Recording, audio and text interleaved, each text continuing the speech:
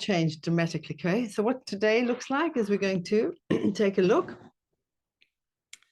at how smart your brain is. Your brain is incredible, actually. It's got so many functions. I mean, you just take one organ like the liver has 500 functions, and it's instructed to work like that via the brain and central nervous system and the endocrine system. These two systems can't be separated. And what you're going to learn today is that your endocrine, also known as the hormonal system, but it doesn't only control hormones. Hormones are chemical substances going to different places in the body that make things take place. Chemical reactions take place, and that makes stuff happen in the body.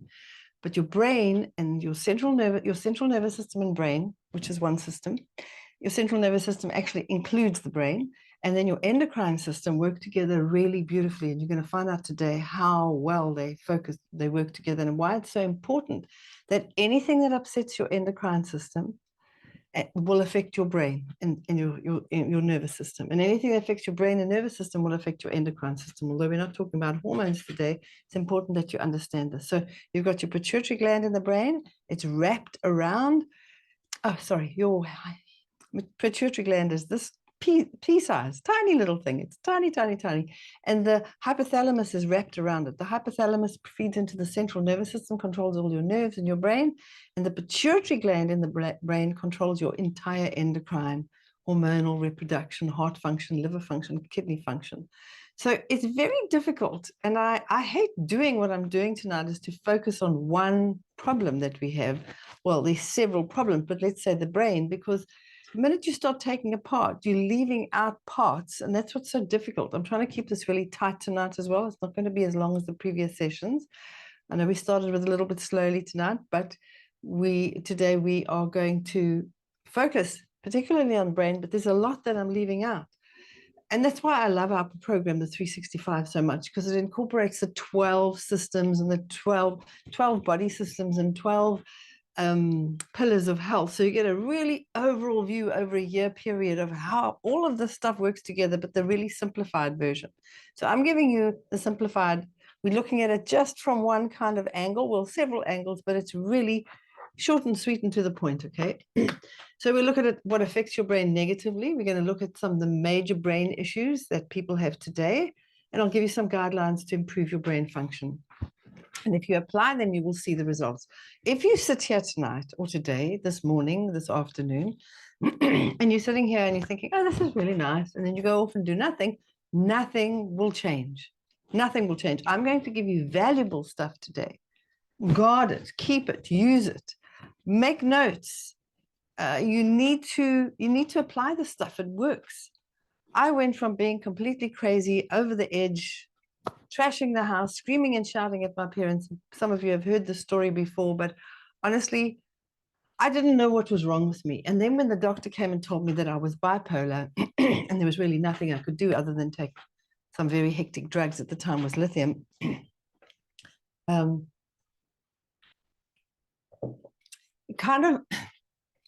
kind of felt happy in a way that I had a name for what I had, because I thought I just inherited my father's mood swings. He had a terrible temper and he used to trash the house. So I thought, well, I've inherited that from my dad. I just have a bad temper and it snaps my temper just snaps every now and again. So now I had a label, bipolar. But I was raised by a mom who told me, if you've got any problems wrong, first drink water. So drink your water. Go to the bathroom, make sure that something happens there. Read a book if it doesn't. And if you're still not in a good shape, go and sleep. But whatever you do, try not to take medication, because they all have side effects. Now, my mom wasn't highly educated. She's a smart person. She only died 6 months ago of old age. She was 90 years old. She was smart. She had a sharp brain. But she didn't even get grade 12. She left school at the end of grade 10. And although she'd studied music and wanted to be a music teacher, she ended up having to go and work because her father had passed away when she was 9 years old. And so she ended up working as a secretary. And she was one of the fastest typists anybody ever were. Whenever I met anybody my mother had worked with, they said there was nobody that could type or do shorthand as fast as she could. So she had a brain that she used and she thought, and she saw the side effects of medication. And she told us from when we were little, always read the side effects so you know what you're dealing with. And it was quite bizarre because highly educated people never told me that. It was my mother, and it was a very wise, and we'll talk about that tonight as well. So today, right. So take notes if you need, and let's get going because we've been going long enough. All righty, what am I doing? Change the slide. All right. So here's a letter from somebody whose life changed. And this is from a woman called Lundy. She says, a few months back, I was having pain and stiffness in my fingers. And this is why I put this letter in specifically, is it's never one thing that's wrong. It's never just the brain that's wrong. It's never that you got brain fog or bipolar or depression or anxiety or psychosis, or it's never one thing. There's always something with it. There's a sleeping problem and a bowel problem and an inflammatory problem and there's always other things that are out of balance, but we focus on the one thing that's making the most noise. And when your brain's making the most noise, then we get labeled with a brain condition. When it's your aches and pains that are making the biggest noise, then you're going to get labeled with some inflammatory disease. So there's always a lot of stuff going wrong in the body. We just don't pay attention to it. And hopefully after today, you can pay more attention to it, okay? So she says, I was very much aware of it at night. The pain and stiffness in my fingers was debilitating. I would struggle to find a comfortable position for my hands. Quite simple tasks like using a pair of scissors or my hair tongs became quite challenging.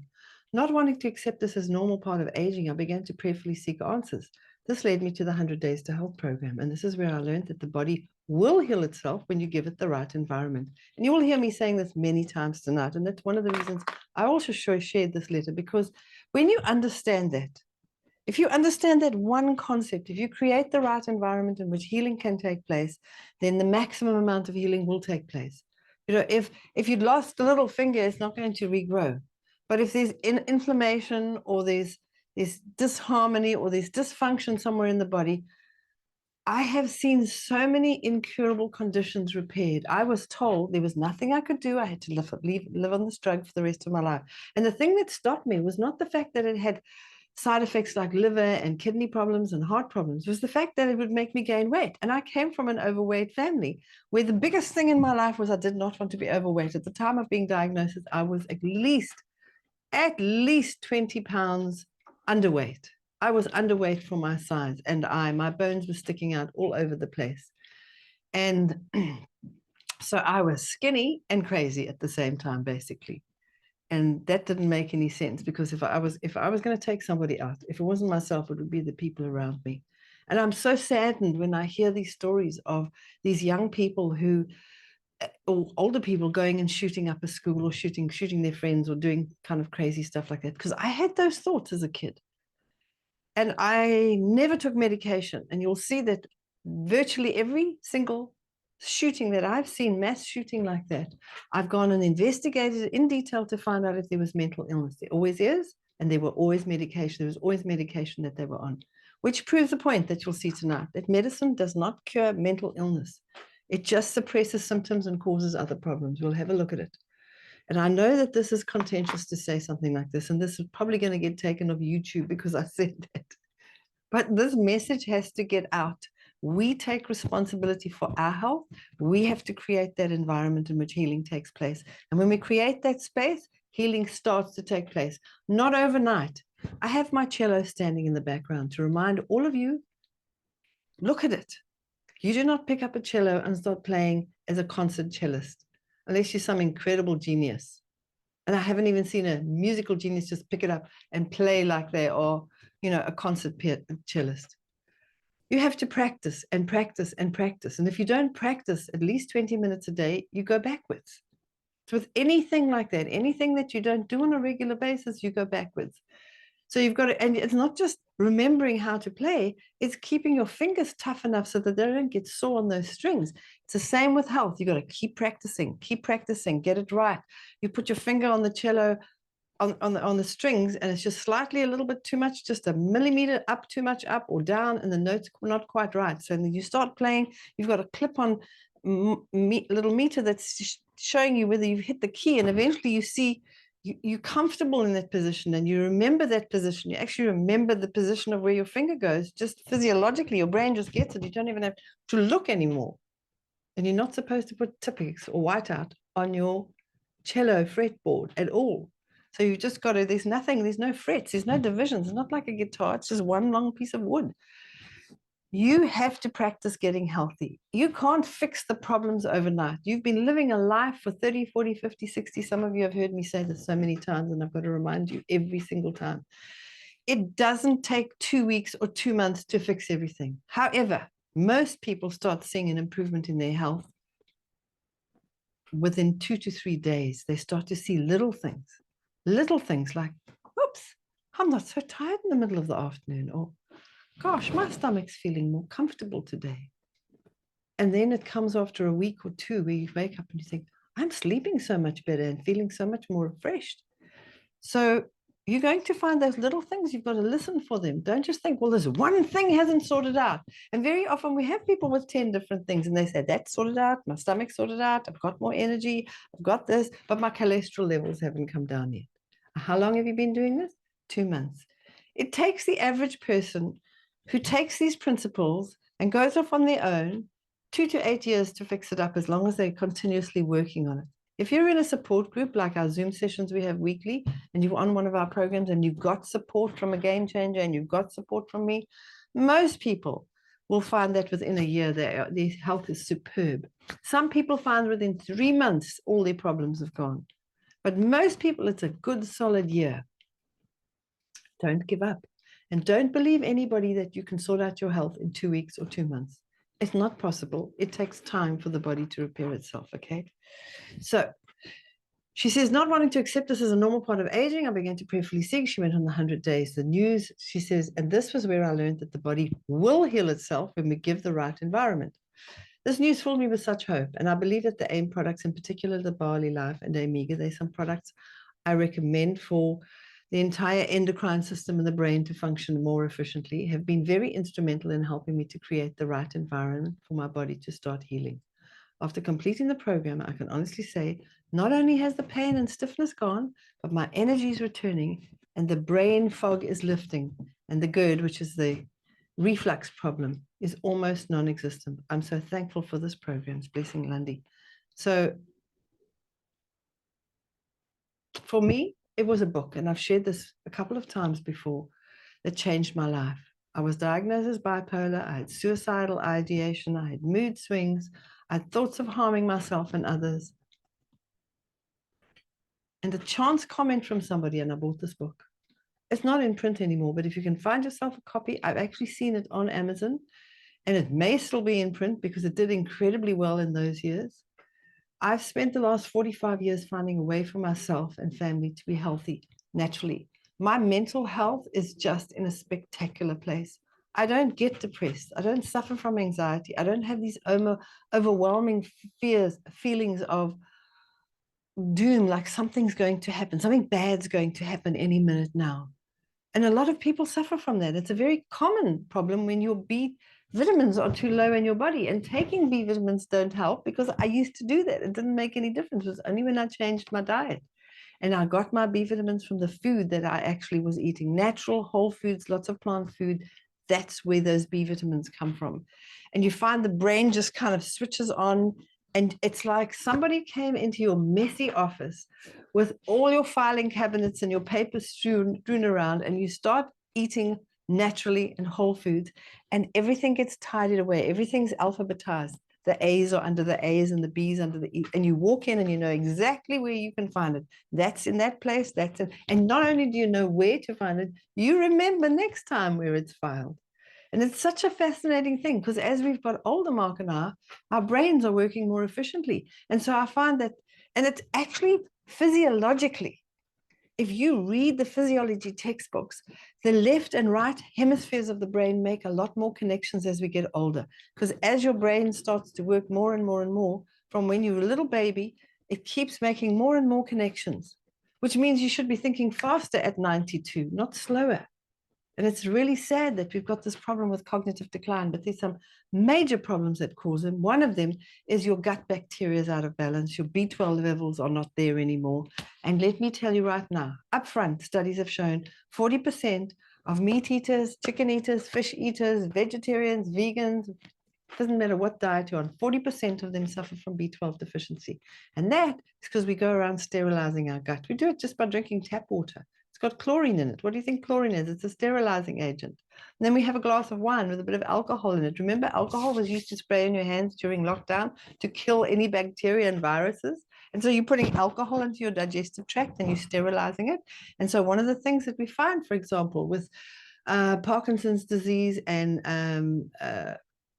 Parkinson's disease particularly, but any of them, cognitive decline amongst elderly people, Alzheimer's disease, senile dementia, any of those, every single time I've come across, I've said to people, did you at any time drink alcohol in your life? Yes, I did. And I still have a glass of scotch once a week, or I have it once a day, whatever it is. These are not alcoholics, okay? If you're drinking something every day, including water out of your tap, that's sterilizing your gut and not replacing your friendly bacteria and allowing your gut biome to flourish, you cannot make certain connections between the gut, the neural cells in the gut are more, when your gut's in balance, there are more neural cells in your gut than there are in the brain. And they've got to be connecting all the time. The central nervous system requires to communicate, it's essential to communicate with those bacteria in the gut. And when it doesn't, we decline cognitively. Our memory starts going. And I have seen with my own mother, when I was giving her intestinal flora food and I was giving her B12, her mind was sharp. If she ran out of it and she was dragging her left foot specifically and couldn't stand up because she did have Parkinson's, but it was so mild she didn't even shake. It's just that she couldn't stand up on her own and she needed aid. But even then, she walked better aided, whereas if she ran out of it for longer than about 3 months, and they were naughty at the frail care center where she was, they wouldn't tell me in time, so they would leave it and not keep. And then eventually I'd say, oh, has she got enough of XYZ? And then when she started, within a week, her cognitive issues cleared up. She was more stable on her feet. And so I even with my own mother, I saw it, and I've seen it with several elderly people. Get them gut back into balance, stop putting chlorinated water in, filter it, or get bottled water. And if you want to know the pH, my book talks about it in the chapter on water, but the ideal pH of water is 7, because at 7, it transports the nutrients to our cells all around the body. So don't go on about the alkaline water. We need alkaline forming foods, not alkaline water. Water must be 7 to transport nutrients around the body, okay? So for 43, 44, 40, probably close to 45 years now, I have been finding a way for us to live. You don't have to take 45 years or 43 years to do it like I did. You can do it in straight away. You can start benefiting, because we made all the mistakes. I had to go and do the studies, test it on myself, test it on my kids, test it on my husband, then on friends and family, and then wrote a book. And then people came and said, oh, wow, my health is revolutionized, and sold thousands of copies, and just people's lives just changed. And then saw that this was bigger than just our own health issues. So I'm helping you get there quicker. All right. Okay. Let me just, oh gosh. Sorry, got to shrink it back to its size and then it'll work. There we go. So this was the book that changed my life, a book called Sugar Blues by a man called William Dufty. This is the man's face before, and that's his face afterwards. Completely different person. His nose doesn't even look like the same nose. And I've seen that. When people are eating badly, they get a very bulbous look to their face. Their eyes are puffy. When they're eating badly and they're also on certain medications, the nose gets all like dough, like a dough man. And you just find you not looking your best self. And it's not that I'm criticizing him, but anybody can be beautiful when you're eating properly, because your body just responds. Your nose becomes your best nose. Your eyes become your best eyes. And you can so often see it. You see a young woman get married or a young man, they look beautiful, they're good looking. And then literally within 20 or 30 years, you can't recognize them. You bump into somebody new from school and you're like, your eyes are sort of doing this because you can't recognize this person.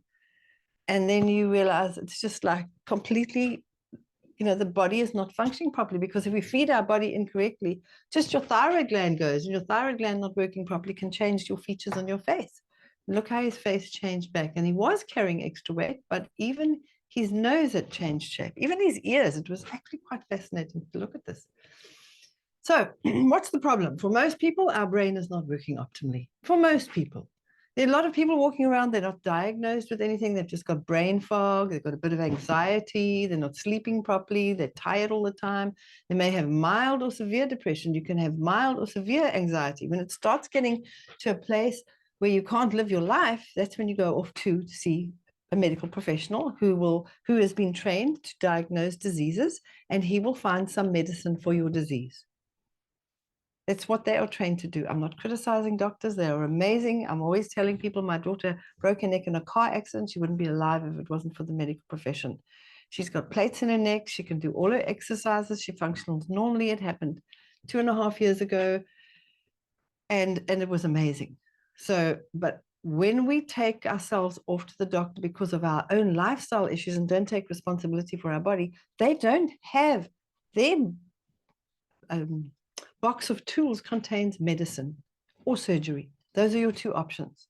When you go to a doctor, he doesn't know how to advise you on new healthy eating or healthy living. He may have read an article on why we should exercise, but most doctors have got between 7.5 minutes and 10 minutes to see a client or a patient.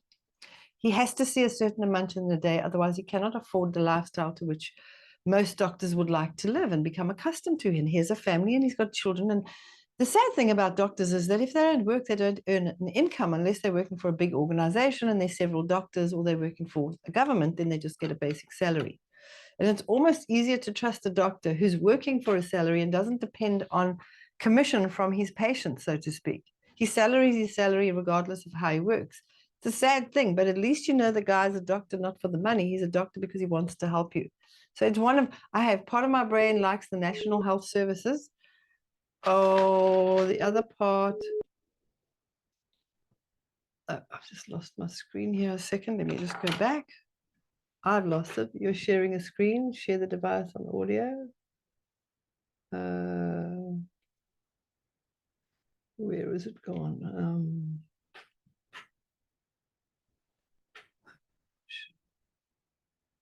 There we go.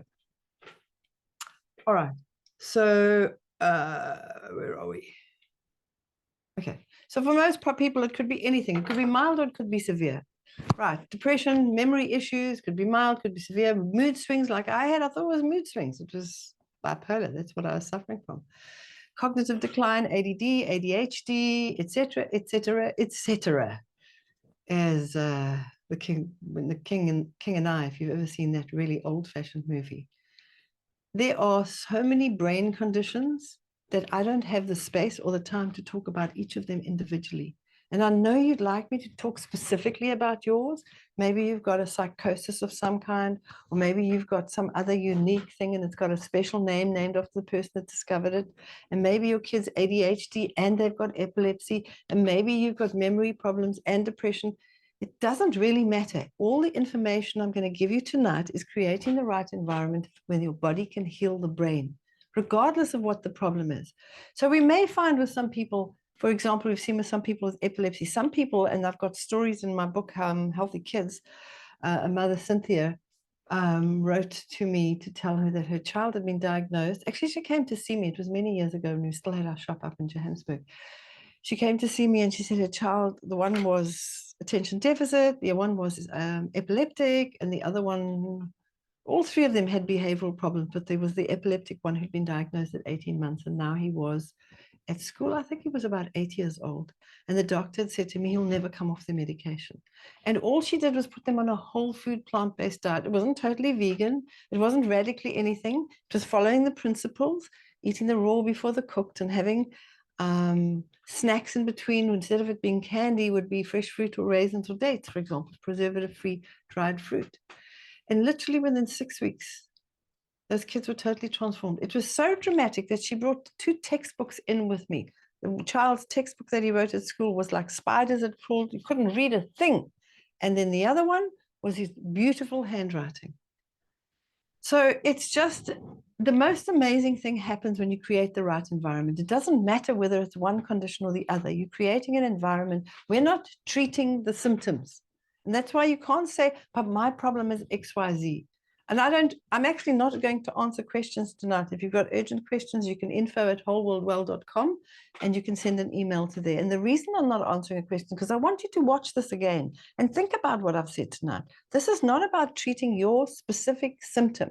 This is about creating the right environment in which your body can repair your brain and get it working properly. And you can't do it for 2 weeks and go back to the old way, because you'll actually just, all the symptoms come back. This is it. This is your opportunity to have a brain that works perfectly. Not only perfectly, better than it's ever worked in its life. My brain would be wandering around doing other things all the time, but I was not present. It was so bad. My mother said we would be driving in the car when I was a kid, and she'd say, look at that funny man, and everybody else would laugh. 10 minutes later, I'd say, what funny man? I didn't register. It took like 10 minutes for me to actually process what was going on in my head, and then I'd say, what funny man? I kid you not. I was called Sad Sack. My sister made me a rag doll and initialed an S and an S in it for Sad Sack because I cried. I was convinced I was adopted, that nobody loved me. I wasn't abused as a kid. I was raised in a family of 4, and we were all pretty normal kids. There was no weird stuff going on in my father was an alcoholic, and my parents got divorced when I was 10, but there was no abuse to us as kids, other than in those days we did get spanked. Today they'd call it abuse, but I won't comment on that. All right, so all my problems there: wild mood swings, suicidal ideation, bipolar, weird, violent thoughts of harms to other and myself, allergies, hay fever, dermatitis, menstrual issues, excess weight, cellulite. It was just all kinds of things, okay? It doesn't matter what I had. When I changed my diet, all of that cleared up, and that's what the beauty of it is. All right, so why do you need to fix this problem? Why don't you just stay on your meds, control the symptoms, and walk around a bit like a zombie, maybe carrying a bit of extra weight, or losing weight, or not sleeping at night, or having pains in other parts of your body? We'll just go through life kind of not feeling or thinking much. The reason I changed is because it was painful to live like that. I didn't want to live like that, and it costs a lot of money. I don't know what you've spent on your health so far, but you can start calculating it. And if you want to write to me, send me an email at info@wholeworldwell.com and tell me how much you've spent on trying to get your health back or your brain working properly, or how to just function normally in a specific day. How much time and money have you spent on medication, supplements, doctors, specialists? It's darn inconvenient, actually, having a brain that doesn't work properly, because it misfires. And then sometimes you just say things at the wrong time and you do weird things and nobody seems to understand you. The wonderful thing is to be in a place where I understand myself, people around me understand me, I know I'm not adopted anymore, and I don't have this victim mentality anymore. I've stepped up and I own it. It's my life. And if I blow it, I've got to say, I'm sorry, I blew it. My health is affecting my work. You could say your health is affecting. I know people who've had to stop working. They've been laid off because their brain doesn't work properly anymore because of medication they're on. Medication they're on for cholesterol, for example. Interestingly enough, Joe Biden, the president of the United States, is on medication to lower his cholesterol. And the problem is the brain can't work without cholesterol. And so the memory goes. And that's one of the things that goes. You can end up having pain, horrible sharp pains in your legs. But it does affect your memory and your cognitive ability. And I don't know why nobody has actually said, who do I write to and say, listen, take the guy off his meds and change his diet? At the end of the day, he's only an example of how many other people are doing this, are in the same place. So many elderly people are literally walking around in zombie land, just like, look at that funny man. What funny man? A day later, or they don't even hear. All their senses go as well, their sense of smell and their hearing and their rhythm and their music, ability to enjoy music. It's a terrible existence. But imagine when you're young, it's even worse because it affects your relationships and your whole life negatively. I know that if I had stayed married to my husband, Mark, if I had not changed how I was eating and just continued like that, we would not be married and one of us would be dead. Now, Mark is a very nice, kind man. He really is. He's one of those men who's very considerate. He's the kind of man who gets out of bed in the morning and grabs my feet and starts massaging it. Or I get into bed and he'll scratch my back, even if I didn't ask for it. He thinks about what he'd like me to do, and then he does it. And then I've got to, oh, yes, he'd like me to massage his feet. And then I massage his feet. He's taught me to be considerate. And I did have a considerate side of me, but my brain was so switched off, I wasn't tuned into what people around me needed. So Mark has always been the person to wash the dishes. He never had an issue changing a baby's diapers. He never had an issue mopping up blood or snot or vomit or puke. He just never had an issue. Plus he rides motorbikes and plays drums and a guitar. I mean, he's a nice guy. He's nice looking. He's really cute. He's hot. I would not be married to him anymore because I don't think he could have lasted much longer than that. He hung in there those first 7 or 8 years. And when I say hung in, by his fingertips. I don't know how he managed. I think because he has a very strong relationship with his maker. He saw more in me than just my behavior. And I know he prayed for me. Well, God answered his prayers and gave me a book. And I read that book and changed my lifestyle, and it changed my diet. I changed my marriage. It didn't all come right overnight, but there was a big improvement straight away. Just when I stopped putting refined sugar into my body, because refined sugar destroys B vitamins and your brain can't work without B vitamins. And I was taking them and my urine was going bright yellow and it wasn't making any difference. It was just peeing it straight out the other side. So I was taking them.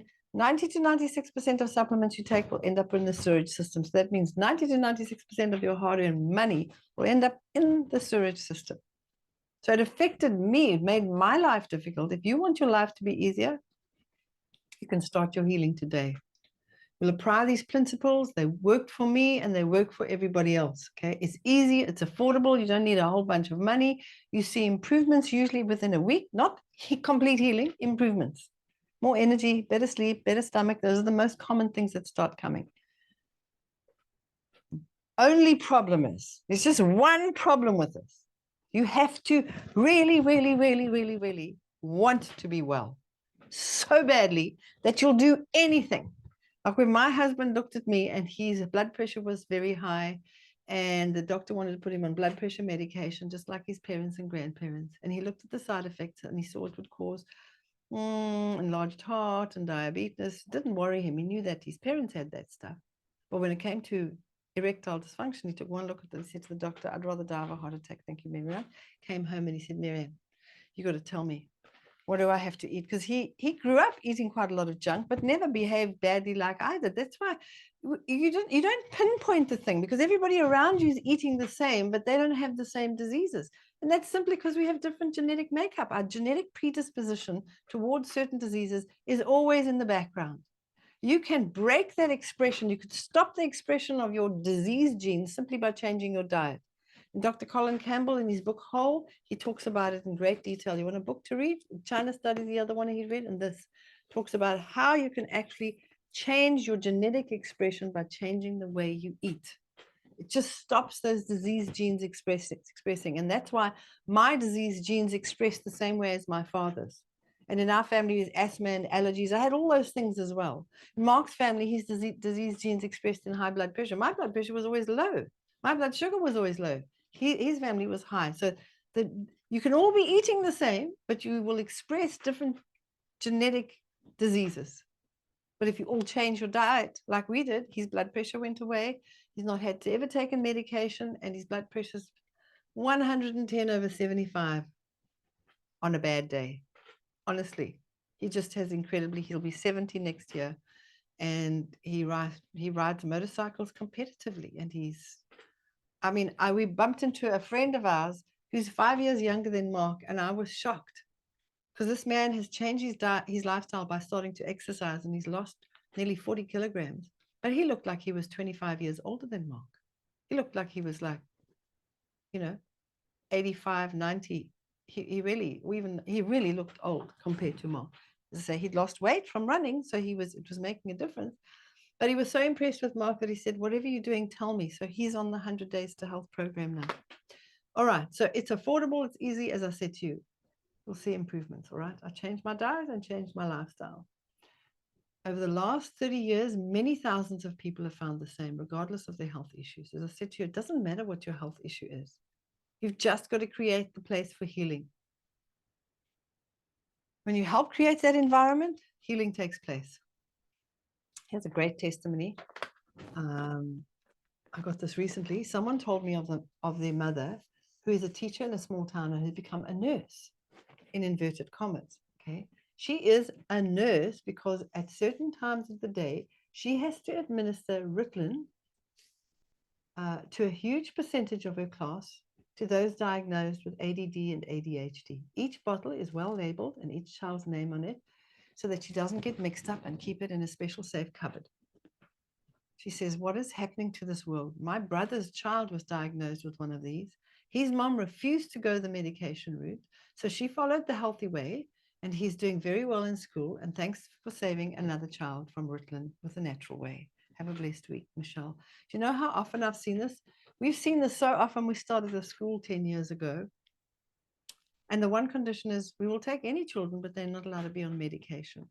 And you have to follow the program. So if your kid's on medication, you want them here, we'll give you a program to follow so that they don't need to be on the medication. And we've seen kids come here at 13, been on Ritalin since they were 6. What Ritalin and other drugs do that control and Concerta, there's several generic drugs out there.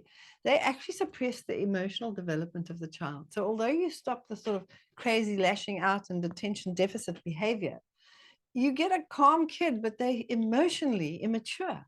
So this kid at 13 was 6 emotionally, but intellectually, he was really smart. I mean, intellectually, he was very, very smart, but emotionally, and so he struggled to fit in socially because the other 13-year-old kids, you know, they could have fun and games, but they weren't emotionally 6 years old. It took about 2 years to get him away for his emotional development off the medication with the change in diet. And today he's a fine young man, and he's done his studies and left school, and he's working in the real wide world out there.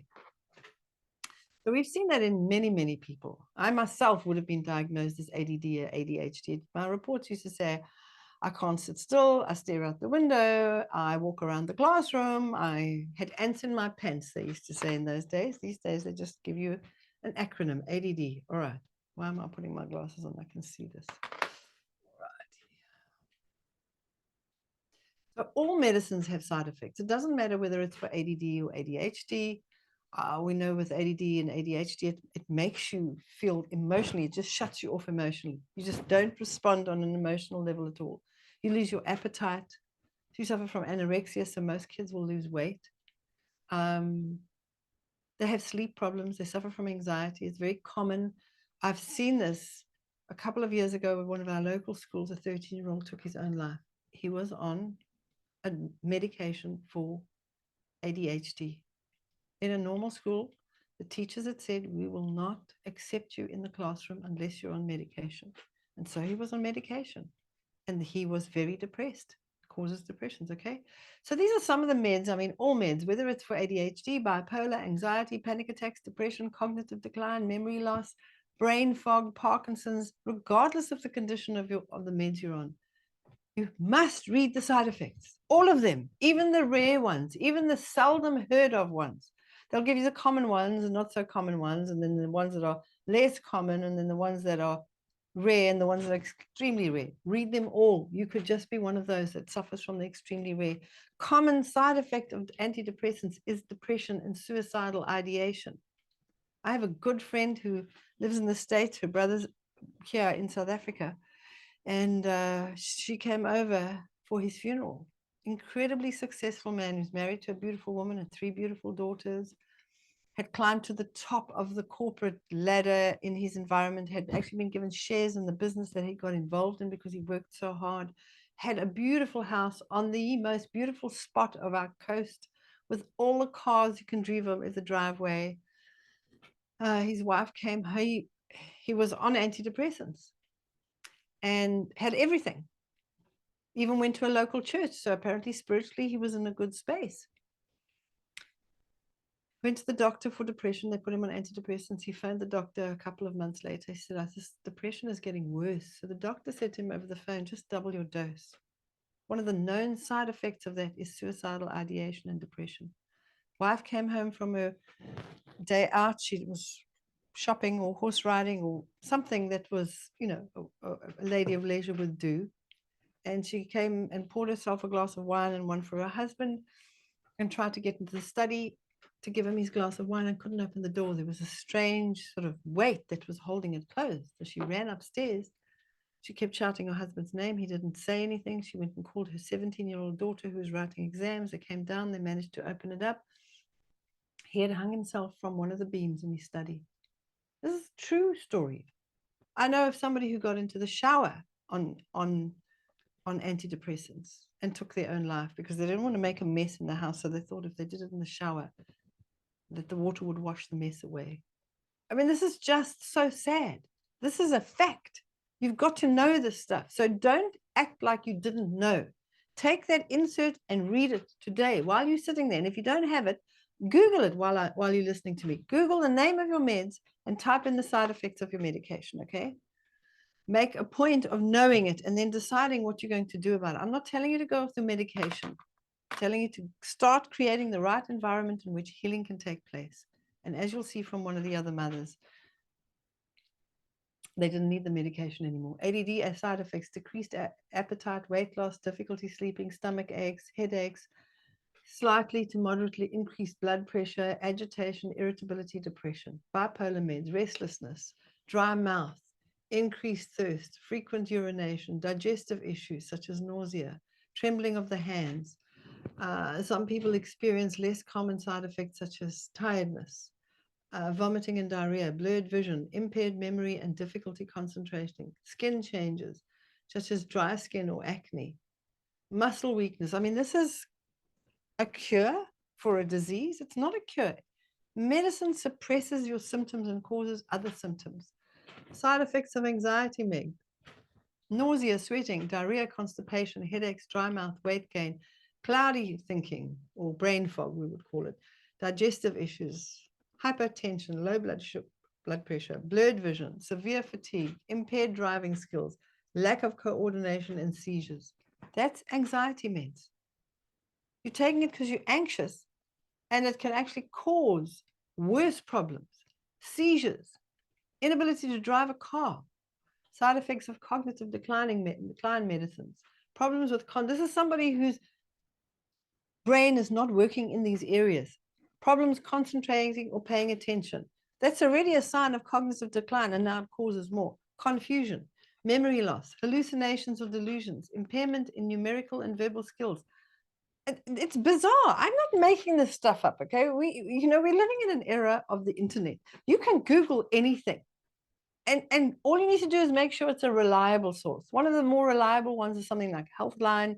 You can go to the Mayo Clinic. You can go to the Harvard Medicine. You can go to the Cleveland Clinic. There are just so many recognized proper medical centers. You can go to the website of the pharmaceutical company that makes your medication and look up the side effects, okay? If you think I'm making this stuff, type in the name of the medicine or type in the name of the company, whether it's Roche or Pfizer or Johnson & Johnson, doesn't matter. Type them up and then go onto the website and type in the side effects of the medication and see what you get, okay? This came across my desk this week. Mental health is at a low point in the United States. I'm always quoting United States figures because it's a country of statistics.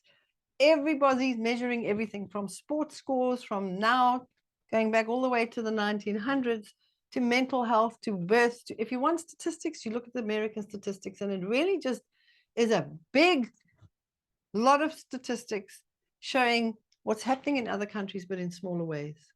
Mental health is at a low point in the United States, even as more people seek out treatment. From 2019 to 2022, it's not a big jump. Use of mental health care services increased by 38.8% amongst 7 million adults. Now, people will say lockdown and COVID and all of that. Yes, but when you're fit and healthy, you don't get into that fearful, anxious state. You just don't. We didn't. All the people I know that were healthy didn't.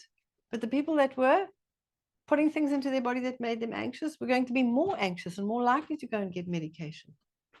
I'm going to tell you the things that make you anxious in a little while. Okay, so among 7 million adults with private health insurance, spending on such services also jumped by 53.7% in the space of 3 years. That's it. During that time, according to a study published by the JAMA, which is the Journal of the American Medical Association. Okay, these are recognized journals. I'm not quoting from some magazine. The rise in treatment doesn't reflect an improvement in mental health. Time which is pretty much a respected journal, not a medical journal, highlighted a flurry of statistics that shine a light on the poor state of American psyches. For starters, 1 in 8 US adults on antidepressants. Okay. I can believe that. I remember when we were living in the United States for about 5 years, we did a lot of talks. Now we just do it on Zoom, but in those days we would go over there, and we lived there for about 5 years. And I was speaking, I was invited to a lot of churches to speak. And afterwards they would, let me stand there and answer questions. And, the talk would be 40 minutes long or half an hour or an hour max. And then the questions would sometimes last for 3 hours. They just wouldn't leave and wouldn't go home. And I can tell you that I had pastors and assistant pastors and youth pastors coming to me, telling me privately on the side, I need to talk to you privately. I'm on anxiety medication. I'm on antidepressants. And they told me privately because they're the leaders in the church and they're on medication for depression and anxiety when they are giving a message of hope to the world out there and they have no hope. It's a serious problem. But in every single one of those churches, there was a coffee shop selling nice donuts with lots of sugar and white flour and lots of caffeine. And caffeine's the number one cause of anxiety in most people. The number one cause. And I'd say to them, you're going to have to stop the caffeine. One woman actually said to me, I have just invested, I think it was like $1,000 in the most expensive at the time. It was the most expensive, a big, huge, big coffee station, the kind you'd find in a really swish restaurant. She wanted the best coffee maker. And she said, that coffee maker is like my altar in my house. I worship that coffee machine. I say good morning to it. I say goodbye when I go to work. When I come home, I hurry it and I literally hug it and I say, I've missed you, and I make myself coffee. And she said, I've been suffering from anxiety and I'm on a lot of meds. Do you mean to tell me I'm going to have to get rid of my altar? I said, you're going to have to find another one. You want to get rid of anxiety? Go for a walk. It's the quickest way to get rid of depression and any mental illness. One of the quickest ways to deal with it when it's hitting you right now and you can't cope is go and walk outside in natural light for at least 30 minutes. Do that right now. If you are sitting there right now and you're anxious and you're depressed, the minute I stop speaking, or if you need to do it now, go. Keep it running. You can look at the recording. Go out and exercise in natural light. It doesn't have to be full sunlight. It just needs to be natural. It could be snowing outside. It could be raining. It could be clouds. You need the natural light. We'll talk about it in a little while, okay? All right, so what does it say? So 1 in 8 US adults uses antidepressants. So you count 8 people. 1, 2, 3, 4, 5, 6, 7 on antidepressants. 1, 2, 3, 4, 5, 6, 7. Number 8 on antidepressants. While the number reporting symptoms of depression and anxiety has risen more than threefold since 2019, from 10.8% to 32.7% in July of 2023. This is current results. Current results. So clearly there are no cures. So over 30 years of helping others, I found that most people spend a huge amount of money and hundreds of hours of time looking for cures for their ailments with little success. Because sadly, until you find the cause, you're never going to sort out the problem. It's a complete waste of money and time spending money on a cure. There are no cures other than your body repairing itself. And you have to help. And people will say to me, it's so expensive to eat healthy. I'm like, I don't know what you're eating, but when you start eating a natural, whole food, plant-based diet, you shouldn't be buying all the imported foods. Buy the local stuff. The average person who does that spends 30% less. 30% less just on their food, never mind not having to take medication, not being at the doctor every 5 minutes because you're having panic attacks in the driveway and in the traffic and lying in bed having a panic attack. All of that costs time and money. But if you're going to look for cures, you're never going to find them. You're always going to have the problem. The makers of the cures make money and you end up broke. I saw another study that came across my desk this week. And it was a large pharmaceutical company that had developed a weight loss drug. But they found that they weren't going to release it because it was causing too much vomiting and nausea amongst the people they were testing it on. And as a result, their share price fell 5%. And it said that they were disappointed because the weight loss industry is $100 billion. $100 billion, not million, $100 billion a year industry. And so because they had to discontinue this drug, well, all kudos to them, they're not letting it out there. But if everybody's vomiting and nauseous, nobody's going to buy it again. You know, at least if only 10% are vomiting and nauseous, the 90% will buy it. Pharmaceutical companies are listed. I don't know of any of the big ones. I don't know of any pharmaceutical companies that are not listed on the stock exchange. And you only list on the stock exchange because you want to make big money, serious money, not play money. So how do you fix this problem? Okay, this is actually the easy part. It's easy because it's practical, it's doable, it's affordable, it's simple. Anybody can do it. You just need the tools. So here, as I said, the world keeps looking for cures, operations, medicines, supplements, vaccines. And you know, it's not just the pharmaceutical companies, it's the supplement companies. If you buy this, you'll get rid of that. And if you take this natural herb, it'll burn the fat on your butt. And if you, oh, I remember buying that glove and you had this special cream made from ivy. And it was not a glove, it was like a big plastic thing. You slipped your hand into, it had nodules on it. And then you took this cream and you massaged it all over your thighs and it would get rid of your cellulite. And it was hellishly expensive. And I was a young mom with 3 little children and I really couldn't afford it. But my husband had told me that I had handles on my legs. He hadn't been cruel about it. He just said, you know, this sort of lumpy stuff on your thighs, they look like handles. I'd say, well, I know, that's why I don't wear any fitted pants. And my greatest pride today is wearing fitted long pants because my thighs are just smooth and straight without using this expensive glove. And with the, it came from France with this ivy extract. It was called Halansel or something. And I was, so it's not just the pharmaceutical companies, it's the natural food company, the natural supplement companies are doing it too. They will sell you anything to buy their products. I had somebody come to me saying to me, if you will endorse our fish oil, you'll be driving a Rolls Royce in 3 years. I said, that would be really nice, but I won't sleep at night because my conscience won't let me. Because until you can give me independent research to show that it's how they extract it and that it's not the oil being heated while they're extracting it and the chemicals you use do not damage the oil, plus the fact that fish oil goes rancid after 2 hours of the fish dying, plus the fact that when they extract it, they're heating the cholesterol that comes out of the fish, and that causes inflammation in the blood vessels. So it doesn't help us at all. All right, the reality is that no matter how famous or rich you are, you can't buy your health. You can't. Sometimes it's the richest countries in the world. It's the United States that has the most heart disease, cancer, mental issues are way higher in the United States than any other country. And yet, Mark was looking at something today, and it was these huge mobile homes. What do they call them? They're not mobile. They call them unbelievably huge. They go on the back of a truck and they drive around the country. It can't even go on the back of a small truck. It's got to go a big truck. I mean, it's got full kitchens and bedrooms and all kinds of things. And, you know, you look at something like that and it's, I don't know, $500,000. And you think there's these areas where these parking lots are just have hundreds and hundreds and hundreds of these things. It's the only country that you see that a 16-year-old will get a Tesla or a Mercedes-Benz for their 16th birthday. That's the only country where you see this happening, not to one kid, but to thousands of people. So they have the most money in the world, and they've got the most mental illness and disease in the world. All right, it's your choice. You need to choose change. Health is very much a mindset. You can choose to live healthily and open your eyes and look at everything and stop making excuses.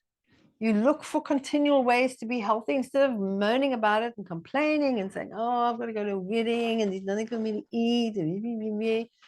I tell you what to do. Eat before you go to the wedding so that you're not starving hungry. And then you can just be polite and enjoy the conversation.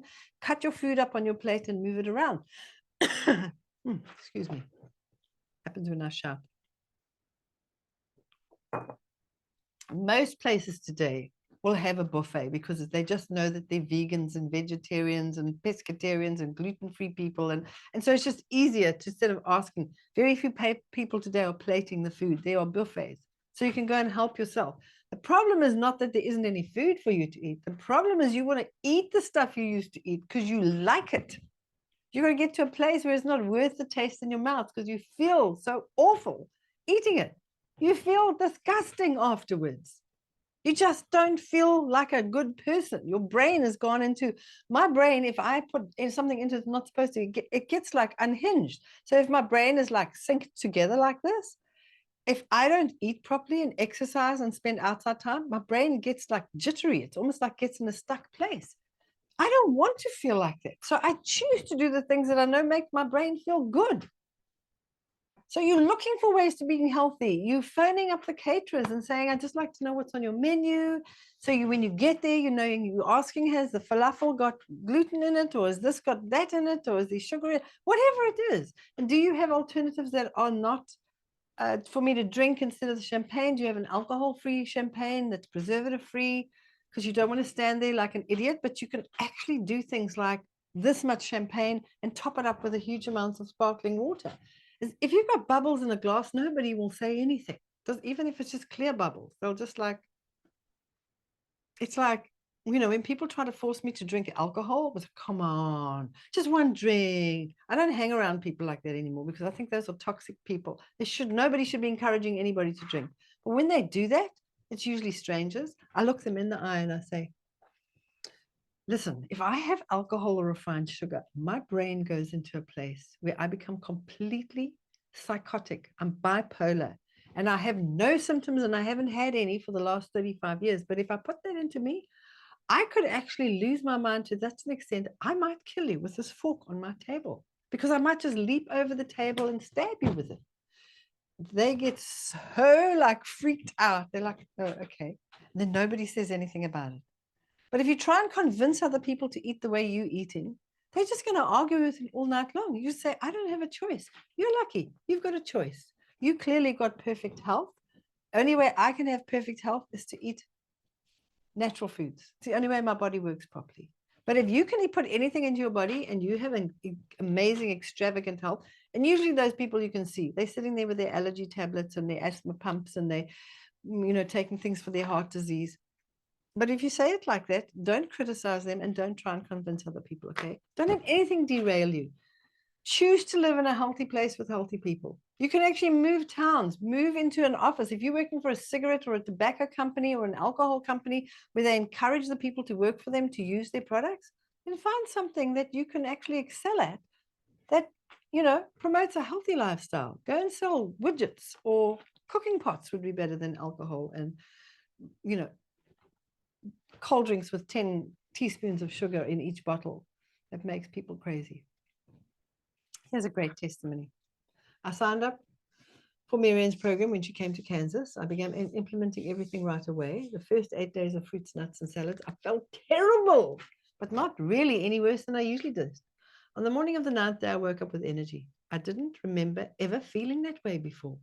Within 3 weeks, I'd lost 9 pounds, of which I did not expect, just an added bonus. Since that day, I started having cycles. Since the day I started having, obviously, menstrual cycles, my premenstrual syndrome has been moderate to severe, including suffering from perimenopause symptoms for 7 years during my 20s. Gosh, that's really bad at that age. In short, I spent about half my life in bed. Recently, I've made it through a complete menstrual cycle, without any PMS and plenty of energy to live life. My childhood sweetheart and husband never expected that until now. And can you imagine, my husband, remember him saying to me, what made you stay with me? He said, I didn't know anything else. It wasn't like I'd been in a relationship, with somebody else. We got married when we were young. We were madly in love. And he loved me. He said, and I loved you. The good times made up for the bad. Must have been really good when I was good. The same thing here. Her husband, just this long-suffering husband, putting up with this and thinking, well, this is what poor woman, at least I don't have a menstrual period. I don't have to go through all this pain and suffering. At the end of my first 3 weeks, I tried a small brownie and 1 scoop of ice cream. Immediately, I began to not feel well. The next day, I was in bed all day. In fact, when I woke up the next morning, I was so full of insecurity and fear, just like I've been in the past. Now, she didn't mention the insecurity and fear at the beginning, but the insecurity and fear is part of that anxiety that we get. And it comes from sugar and caffeine. And she had 2 things there. One with sugar and caffeine in, and one with, well, maybe the ice cream was chocolate ice cream. We don't know. But you can have ice cream and it's easy to make. It's coconut cream with no preservatives or additives, and it's sweetened with whatever natural sweetener you like, whether it's organic maple syrup or raw honey or date syrup. And what we just got is carob syrup. Oh my word, is that delicious? It's got like a molasses toffee kind of flavor. It's delicious. I'm getting some over. It's just arrived at the port, so we'll be getting that soon. I'm looking forward to it. So you can sweeten it with whatever. You can use fructose. It won't upset your blood sugar, and so it won't affect your brain badly. But it's pretty processed fructose, so try and use natural stuff. It doesn't always taste nice with the natural stuff, and you may not be used to it. So if you're wanting to transition from normal sugar, go to fructose in the powdered form, the granular form, and use that initially. And it's a third sweeter than sugar, so you can use a third less. I'm busy testing another sweetener called I think it's called palatinose, made from beets. Sounds amazing, but I've got to test it and see how it works. All right. That evening, where was he? No brownie or ice cream is worth that misery. And that's where you know you're in a good place, where nothing that you used to like is worth putting in your mouth because it makes you feel so bad you never want to feel like that again. And that's a good place to be. Hydra, she said, I'm missing out on life. Made her miss out. She's staying in bed and not spending time with her husband and children because she feels so bad. That evening, not fully recovered from the sugar effects, my husband asked, where's my autumn from this last month? I told him that she was recovering from refined sugar. I'm 35, and for the first time in my life, my oldest daughter doesn't have to parent her two younger siblings because Mama doesn't feel good today. Perfect health is aptly named. I've even learned through the process that my Heavenly Father loves me so much that He made food that satisfies and energizes me. And you know, this health thing is just so simple. If you believe in a higher power, it's the simplest thing ever. I believe God made my body and designed it. There has to be a creator. It's too well made. There's a creator for this little bus. Somebody designed this and made it. I use this for one of my talks. And the tires, it didn't just a bit of metal and some rubber got together and was shaken in a packet and in a basket. Somebody would have had to shake it anyway. You even have a designer for a mousetrap. So it's this simple. You put God-made foods in a God-made body and you'll get God-made health. You put man-made food in a God-made body, you get man-made diseases. Mental issues are man-made diseases. People living in natural communities around the world with no money. They're just growing and eating their food, have no mental health issues. They don't. I understand that sometimes people can be exposed to really horrific things in life, and that can put you in a bad place mentally. But with the right diet, your spirit, your body, your soul can all heal properly. But if you are gone through something horrific and you're living on ice cream and coffee and drinking alcohol to cope with what you've had to deal with, that's not going to help you recover. And you may want to use your trauma that you've gone through to be stuck in a place, but you don't have to be stuck. I've seen people come from horrific backgrounds, horrific. I'm not even going to go into details. I don't want to talk about that stuff. And they've changed their diets, they've changed their lifestyle, they've started exercising, and they're doing fantastically well. They could not believe they had such healing. So what's the problem? You cannot cure mental disease with drugs. All drugs have side effects. Side effects often result in more medication with more side effects. That's the main problem. Well, problem being we have mental issues, but medication is not going to help us. So how can you find the truth? Look, finding the truth is pretty simple. You don't have to believe me. Go and check it out and trust your gut. You know, we've stopped trusting our gut. I was listening to somebody today, a young woman recounting she had a red shawl around her and she was running away from that musical festival in Israel when they were hit by the terrorists and all that nonsense was going on. She said, you know, from the night before, I kept feeling like something was wrong. My gut kept telling me something was wrong. I couldn't sleep that night because I kept feeling something was wrong. She's a single mom with one child, but the child fortunately wasn't there. She got out, but a lot of her friends didn't. And she said the interesting thing is that a lot of us kept saying something doesn't feel right. And you know, that happens when we don't listen to our gut instinct. Imagine what would happen if they said, look, this is just not feeling right. I'm out of here. How much less people would have been taken out, abducted, or anything else. But it's happened to many people before. You'll be in a situation, you had a gut feeling, and you acted on it. And afterwards, you realized it actually saved your life. Whether it was you're about to step on a poisonous snake, or somebody's about to, hit you on the back of the head, or you know, you were going into an area that wasn't safe, and you had this gut feeling, turn your car around and go away from here. We have to listen to our guts and trust our guts. You know, we go off, and I remember going off to the doctor, and they would prescribe medication for myself and my children. And I would feel depressed coming out of there. I had this feeling like this is not going to work, but I would diligently take it because they'd say, you've got to finish the course.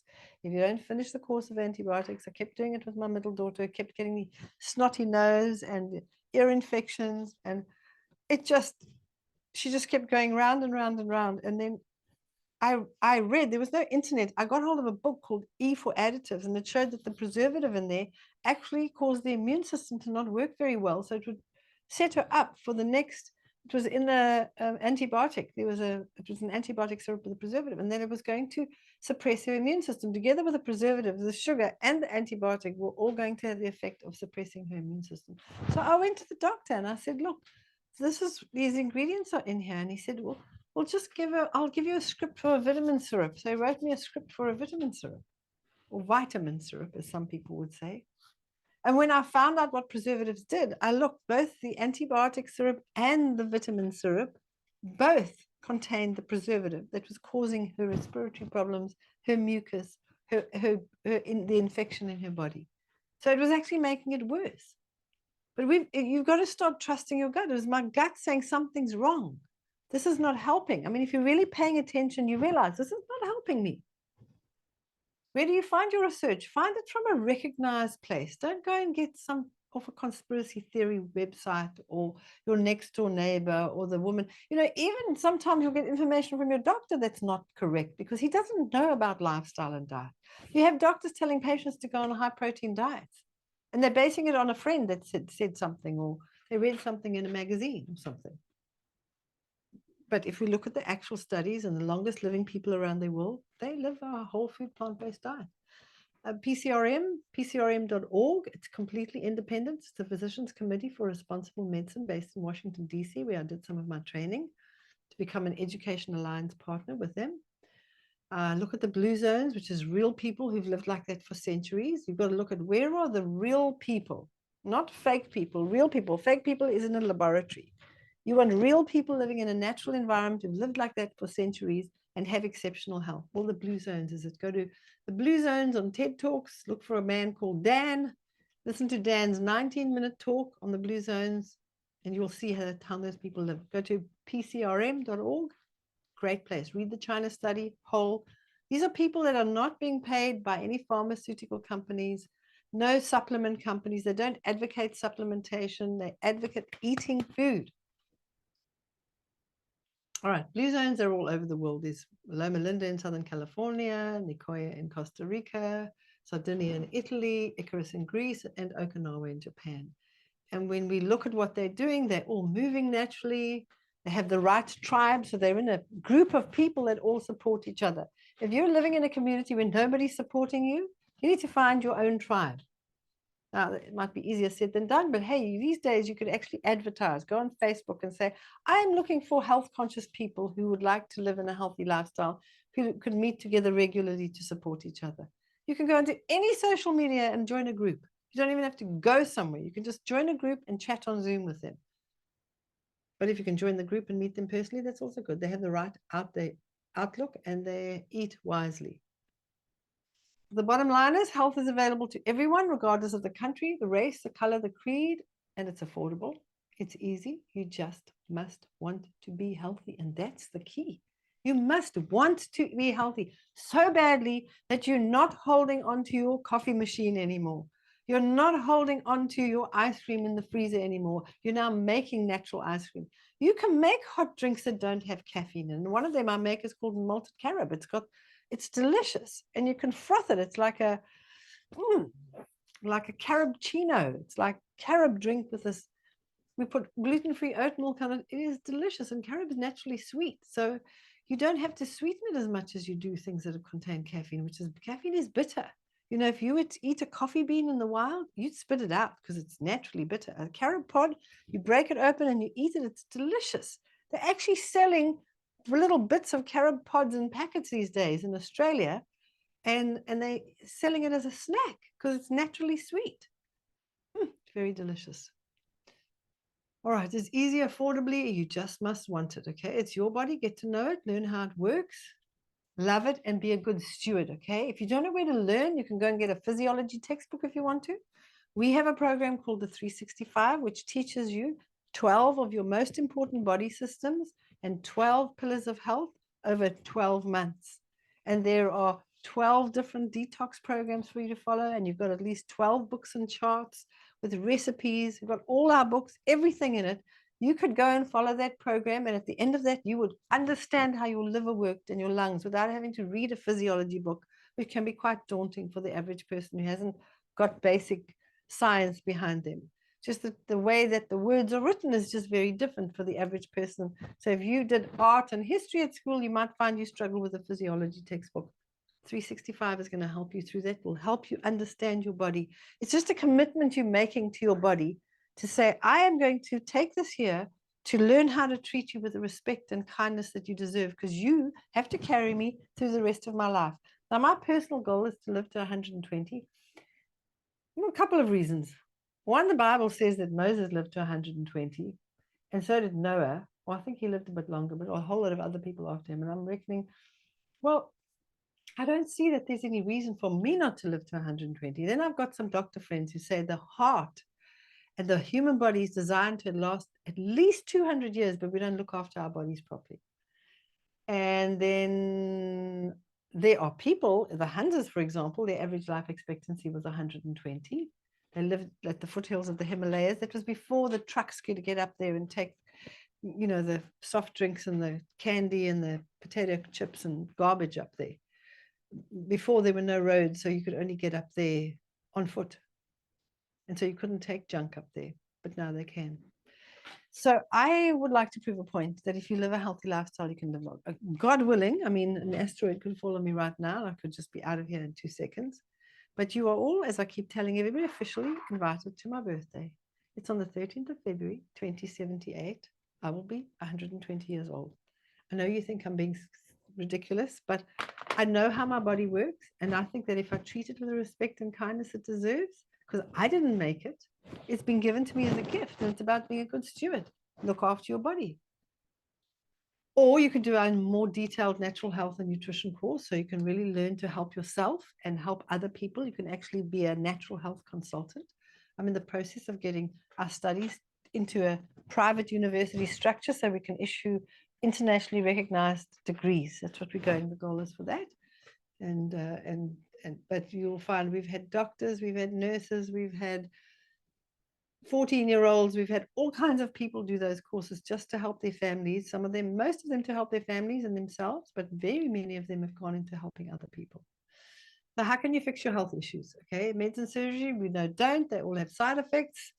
You can look them up and you can check it out. Okay, we've got trillions of cells. Okay, 37 trillion of these little cells. That's one cell. You can't see it with the naked eye. So incredibly well designed that everything happens at cellular level. And then we've got to feed our body so that those cells function properly. That's what we've got to be doing. Instead, what we're doing is we're thinking what our taste buds want and what the advertisements are. We're not sitting there thinking, what would my cells need today to help me, my brain function optimally, into my arms and my legs and my hormonal system and everything else. What do my cells need today? If you start thinking about what do my cells need today, what is natural God-made food I can put into my body today, okay? And your cells, as I say, are where it all happens. You can either help your cells or you can hinder your cells. It's your choice. If you choose to look for cures, you'll spend huge amounts and you'll never be well. You'll just lurch from one doctor, one specialist, one medicine to another. Sadly, Mark's mother passed away at the age of 69. My mother lived another 31 years on her. No, 21 years. She was 69. She was on 11 different kinds of medication. She would not take responsibility for her health. She liked the attention. She actually told me, I like the attention I get from the doctor. He really talks to me nicely. And I saw her transform from being just, normal. And I had to go with her to see the heart specialist because she had this enlarged heart from her diabetic medication and from her blood pressure medication as well, all contributing to it. She was on 11 different kinds of drugs. And we go off to see the doctor, and he's this young, good-looking guy. And she was all over him like a bad rash. So, doctor, oh, doctor. And look, I loved her. She's a lovely lady, but she just wanted that attention. And it's so sad that the attention you get for 5 or 10 or 15 minutes is worth more to you than feeling great when you wake up in the morning. And if you're one of those people, and I'm speaking to you about it, I've never spoken about this before, think about it. Are you just enjoying the attention of being the sick one in the family who's always going to the specialist and spending all this money, and you broke and everybody must help you and please help me, and you're the victim in the family and you're getting attention from everybody? Do you know that actually bores most people? Most people get so frustrated with somebody who's always sick. And if you go into a room and you see people look away and they don't want to make eye contact with you because they don't want to hear your story again, they're tired of your story. They just want you to keep quiet and be sick quietly. Most people are not interested in your story. They really aren't. And if they are, then they're probably pretty codependent and you're making them feel important because they're looking after you. So they have a need to be needed. And so you're needing them. And you have a need to be needed by somebody. So you have this codependent, toxic relationship where you're the sick one and this other person's looking after you. And I know this is going to make some people uncomfortable, but I've dealt with so many people like this in the past and even in the present. And I'm telling you today, you can choose to live a different way and have a wonderful life. Or you can just wallow in the place where you're in and just say, this is my lot in life and it's genetic and there's nothing you can do about it. Okay. But you can. You have to choose whether you want to live the new way or the old way. Choose whether you want to save time or money or spend lots of time and money. Choose living your life to the full or dying prematurely and in pain. I love what Einstein was purported to have said. Insanity is when you keep doing the same thing, expecting a different result. And I can understand why it would come from Einstein, because he was always testing things. And he realized that if you keep doing the same experiment over and over, you're never going to get another result from it. So what are the causes of our brain out of balance? Okay, 12 secrets to mental health. Should be 12, it says 11 there, but 12 secrets to mental health. Okay, number 1 is alkaline forming foods. Okay, now I speak about this often, how important alkaline forming foods, but the brain requires food that is not only easy to digest, but also supplies food to the brain and is alkaline forming. Studies have shown that the more alkaline forming, the more alkaline the brain environment, the higher the IQ. And alkaline forming foods do not interfere with brain function. They actually just make your brain form properly, okay? Several people have demonstrated that the speed of transmission along the nerve fibers can be correlated with intelligence from an alkaline forming diet. Your alkaline forming diet increases your body energy by up to 30%, okay? So you'll find that when you're on an alkaline forming diet, you are smarter. Your kids are smarter. Your kids can go from failing to getting A's. I'm not kidding. I've seen this to too many people. Okay. So it really, your pH of what you're doing, the foods coming into your body, the pH, that residue that's left behind in your bloodstream. So for example, you ate oranges. Oranges are acidic outside of your body, but they leave an alkaline residue in your bloodstream. Cow's milk is alkaline outside of the body, but once it's passed through the body, it leaves an acid residue in your bloodstream. So all your fruit and vegetables are alkaline forming. The vast majority of them are. Some nuts are alkaline forming, like almonds. It's not 100% alkaline forming diet. It's like 3/4, 75% of your diet should be alkaline forming. Okay. And they're basic things that you can do. You can have raw food before you eat cooked food. You can have a side plate the size of your hand before you eat breakfast, lunch, or supper. Fruit or vegetables. Don't panic about what it is. You'll learn later on that some foods digest better with others, but for now, you just start with raw food before cooked food.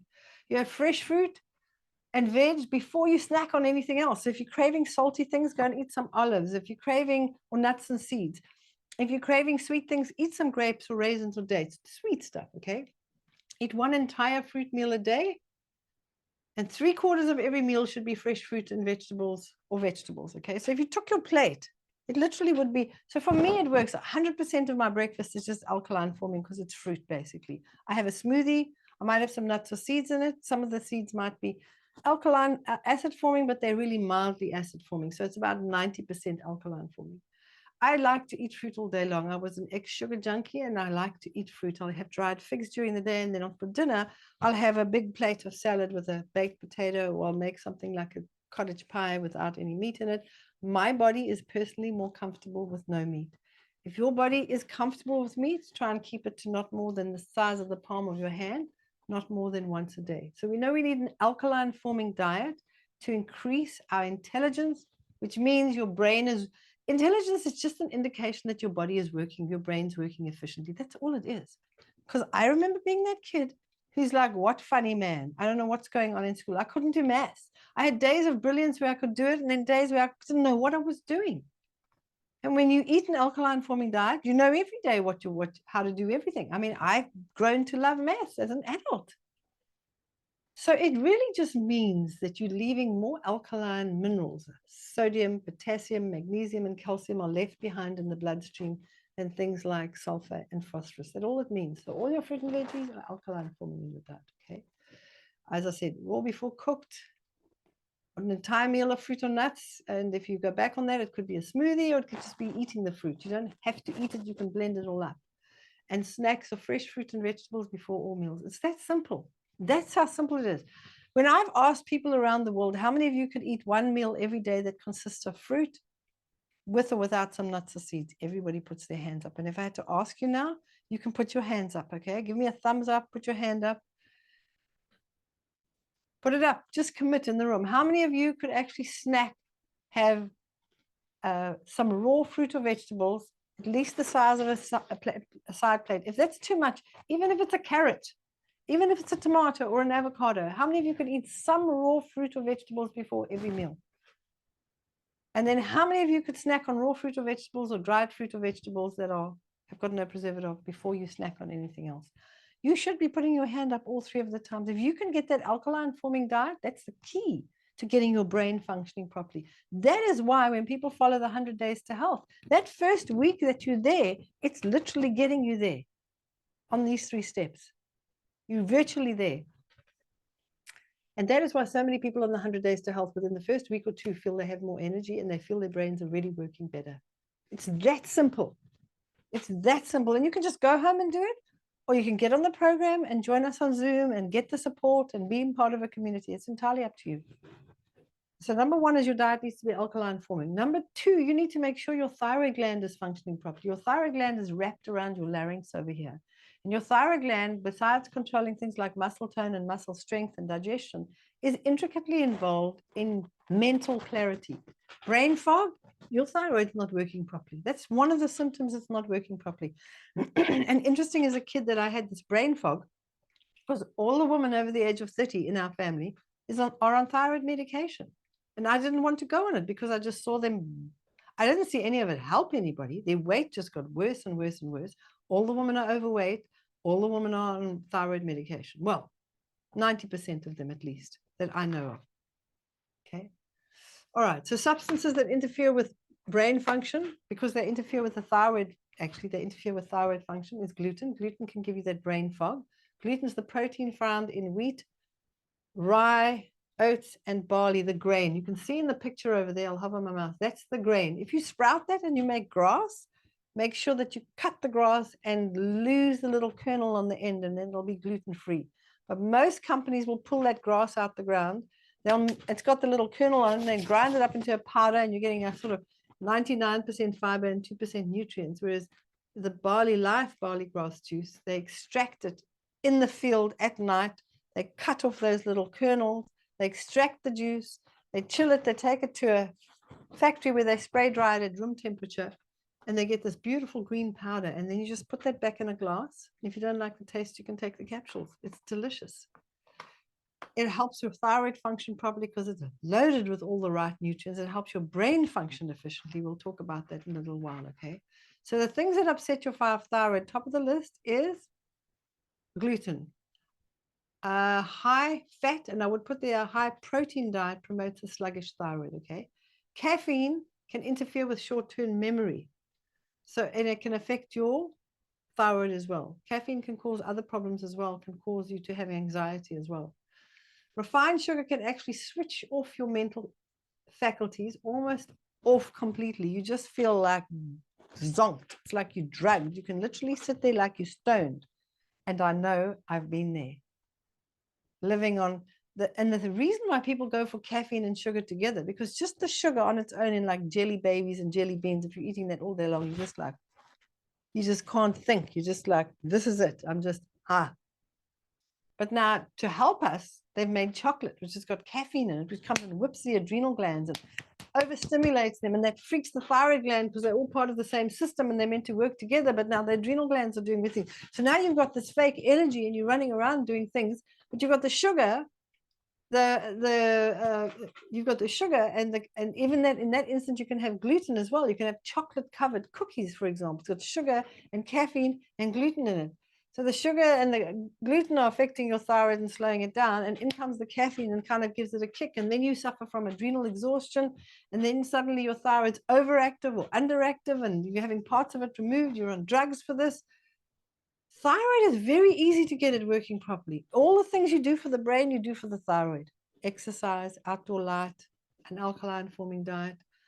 But you find that alcohol, sugar, and caffeine both affect the brain function because it reduces short-term memory, and alcohol and refined sugar causes destruction of B vitamins and blood sugar issues. It's going to come up again and again and again. If you want your thyroid to function properly, you've got to exercise outdoor in natural light. It's going to come up again as well. So just hold on to your horses and let's go. B complex. B complex are the vitamins. We call them B complex family. It's vitamins B1, B2, B3, B6, B12. There's all kinds of undiscovered B complex nutrients according to some people.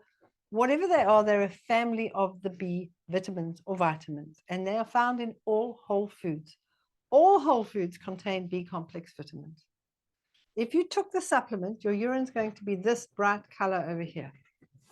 This nice bright color over here, it's going to be that color. In fact, it's probably going to be a little bit greener than that. Maybe a combination of those two colors. So your urine goes that bright color and it has a very distinct, strong smell about it. 90 to 96% of your money that you paid for the supplements is just being peed straight into the sewage system. Your B complex will come from fresh fruits and vegetables. And when you're eating a 75% alkaline forming diet, your body's going to be getting most of the B complex you need. Dark green leafy vegetables are very high in your B complex. It's one of the reasons why I drink the barley grass juice, the barley life. Every day I drink my barley life. I've been doing that since 1999. And it's spectacular stuff. But I always say to people, don't take it.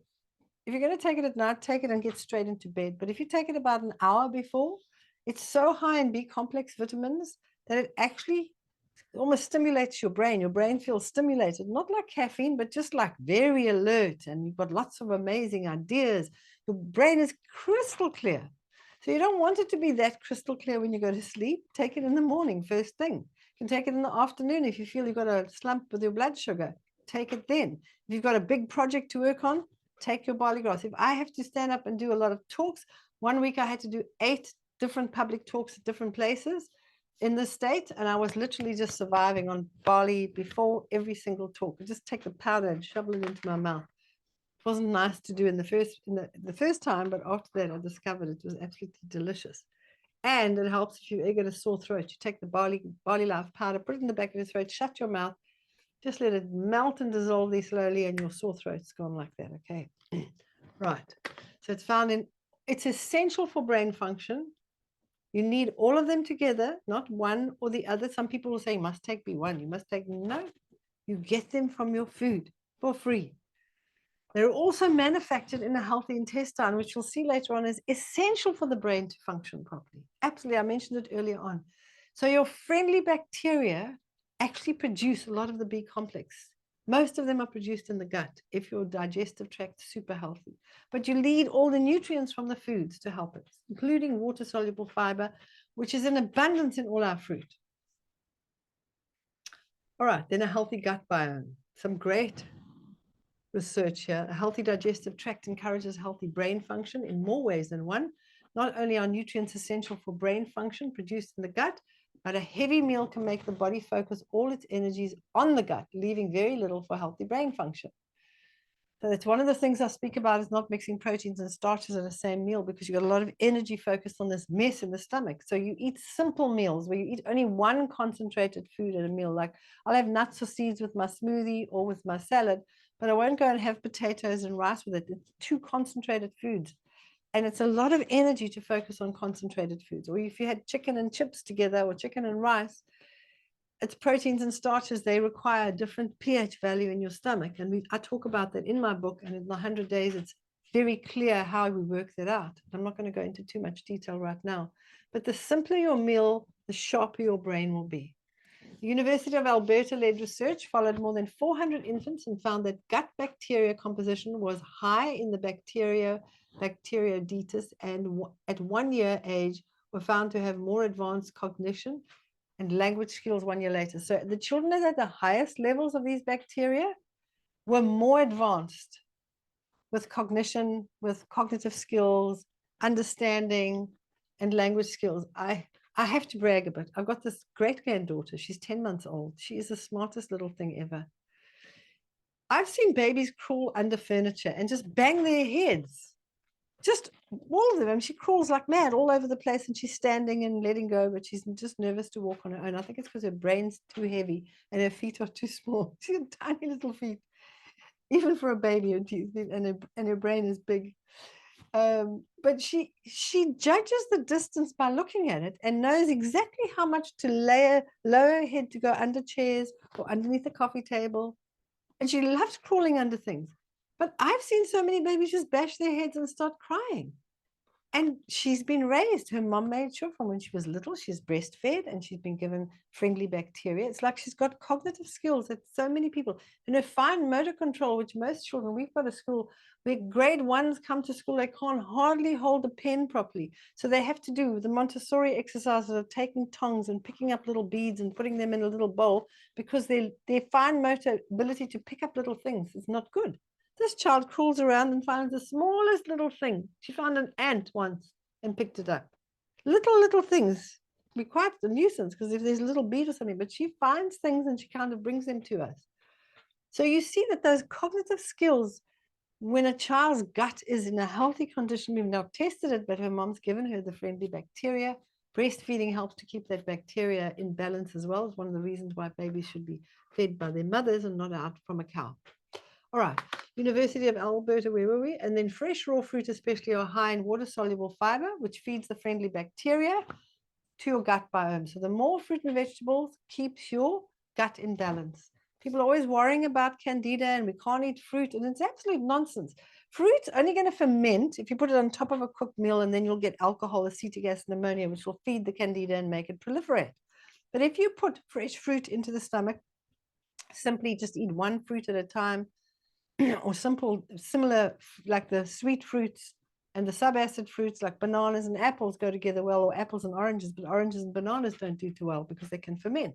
So you keep it simple like that. You actually find the candida, your friendly bacteria multiply, and that just gets rid of the candida. One of the symptoms of candida is this brain fog.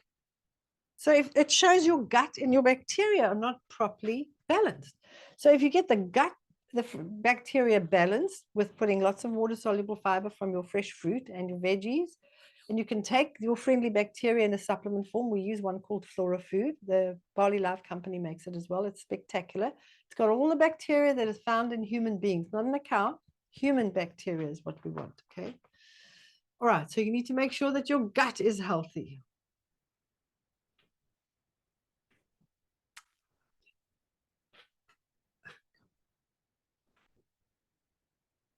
All right, and then you need to make sure you've got essential fatty acids in your diet.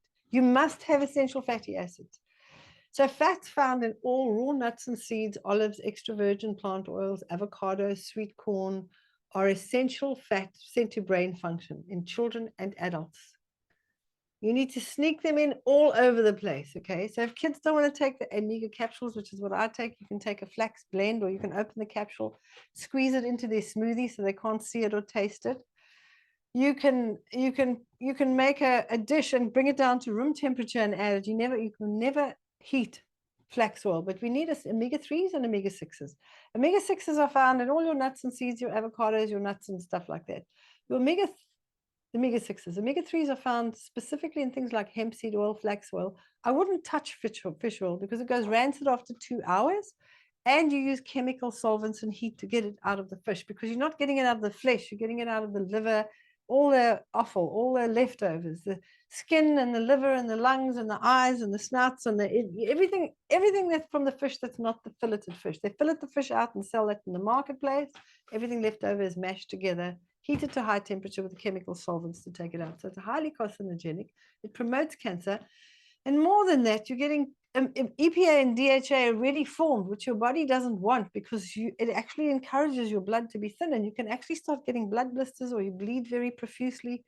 Your body needs to get the omega-3s from its original plant source, and then it'll convert it to EPA and DHA, as long as you've got green leafy vegetables in. So I always take my omega and my barley life together for that reason. And you're able to convert it into the essential fatty acids that you need to thin your blood only when there's an emergency. So if your body knows there's a clot happening, it does the conversions quickly, makes the EPA and DHA, and you're safe.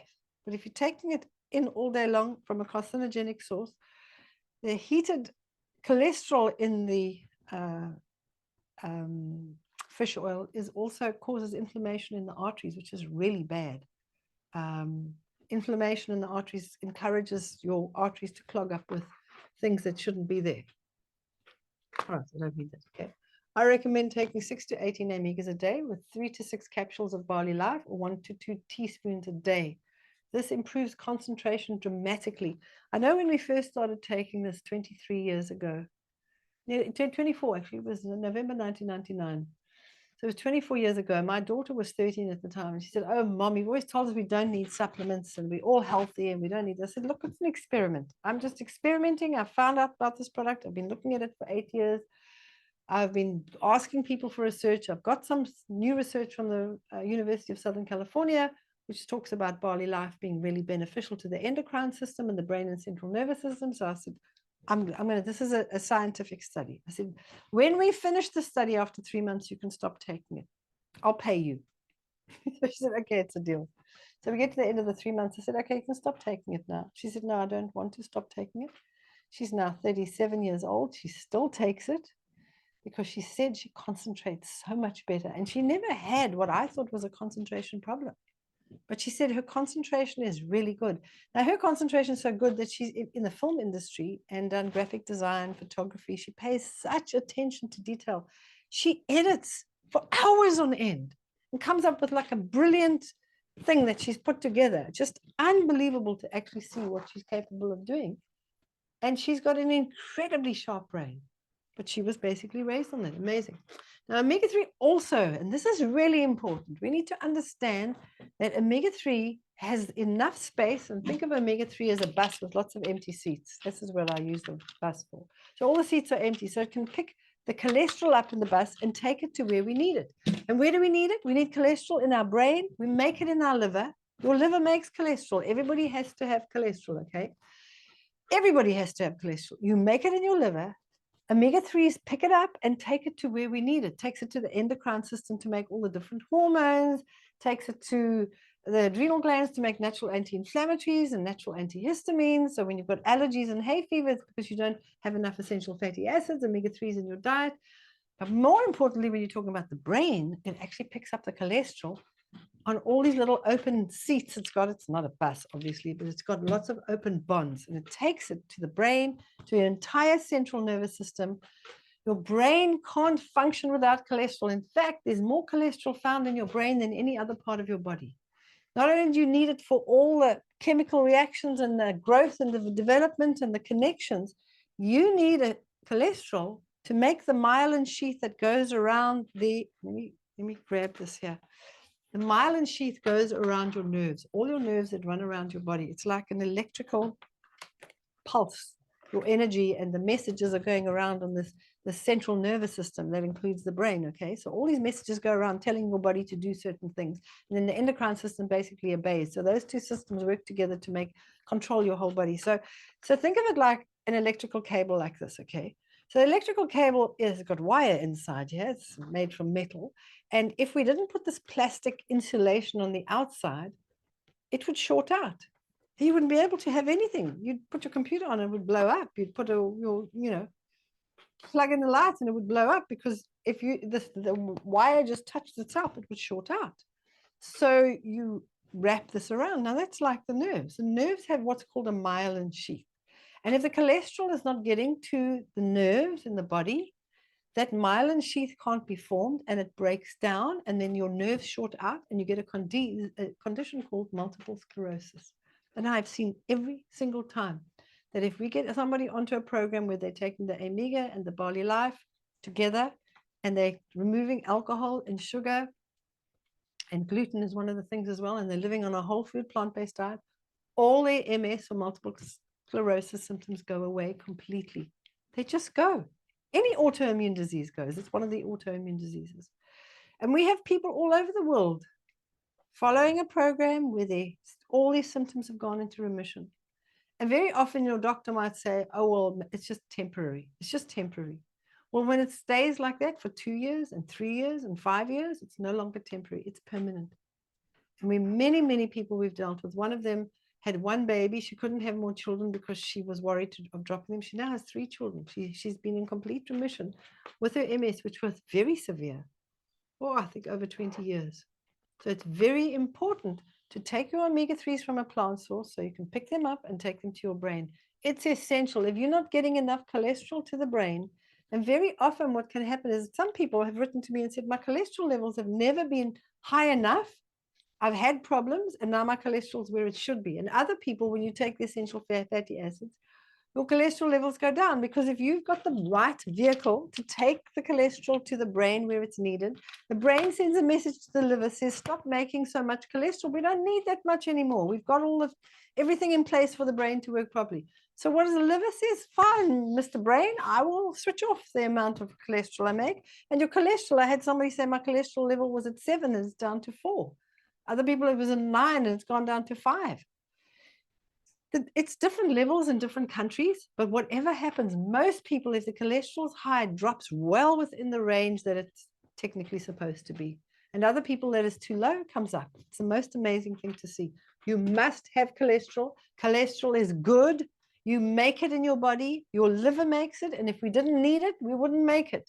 You need it for your hormones, but most importantly, your hormones help the brain work properly, but you need it in the actual brain for the brain to function properly.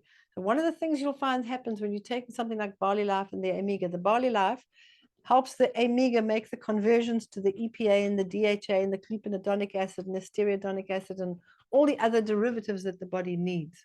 Because you're taking the fish oil, you're just getting those two, EPA and DHA. Okay, so we have to have cholesterol. Oopsie, what have I done here now? Go back to, where are we? Play. Here we go. All right, so we need cholesterol from your liver is needed at cellular level for optimum brain function, whereas cholesterol found in your diet causes inflammation in the arteries, contributing to clogged and blocked arteries and heart disease and strokes. You need cholesterol for healthy brain function. The human brain averages about 2% of body weight, but contains 25% of all the cholesterol in the brain, in the body. How that? Okay. Research in 2001 revealed that cholesterol plays a vital role in forming of synapses. A synapse is a connection or communication point between the brain neurons. So your brain communicates efficiently with your body if you have enough cholesterol. But you need omega-3s from plants to transport to the brain. So there's no big money in this, but there's big money in statin drugs. And statin drugs stop the cholesterol going to the brain, which means that your brain can't communicate. The synapses are not working. And so the communication is not working. And then you're suffering from senile dementia, Alzheimer's, cognitive decline. If we just put natural oils into our body, then our liver would make enough cholesterol and not too much. And we wouldn't have to take a drug that stops our liver from making cholesterol. Because what's happening is the cholesterol can't, if you're making cholesterol, it gets getting dumped in the bloodstream.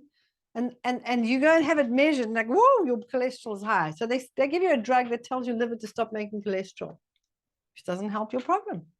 Your cholesterol goes down, but it means there's no cholesterol getting to the brain or very little. And your body's really scrambling. So one of the worst things they came up with is these statin drugs. Any cholesterol-lowering meds makes no sense whatsoever. If cholesterol's too high, it means you don't have the vehicle to transport it to the brain, okay? You don't have the vehicle to transport it to the brain. I'm going to put this here so you remember this stupid picture. Marianne sitting with a bus on her head, okay? This needs to be your essential fatty acids. If your cholesterol is not coming down or not coming up, increase the amount of omegas you take every single day, okay? 6 is the least I take. Sometimes I feel I need 8. Sometimes I'll take 12. But on average, the least amount you take just for normal maintenance of your health is 6. If your brain's still not working properly, increase it. Make sure you're taking your green leafy vegetable juice with it. Your barley grass juice just happens to be the most efficient of all the juices with the highest nutritional profile, the most of the natural B vitamins, okay? You've got to have cholesterol in your body for those synapses. Isn't that a cool picture? All right, then you need exercise for your brain to work properly. Exercise helps control over 16 different hormones, many of which help maintain mental clarity. Hormones, remember, endocrine system, the central nervous system, which includes the brain, they connect together in the brain. The hypothalamus connects to the pituitary gland. This one goes into the endocrine system. This is the central nervous system of the brain. They are connecting all the time. So if exercise benefits the endocrine system, we know it benefits the brain. More blood going to your brain is helping your brain function more efficiently.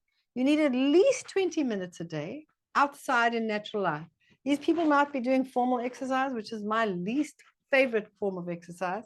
I like to dig in the garden, go for a long hike up a mountain or on the beach, or get on a bicycle, or do something that's either making some doing resistance work. It's going to be stuff I'm doing in the garden, or I'm fixing something or hammering something or got the chainsaw.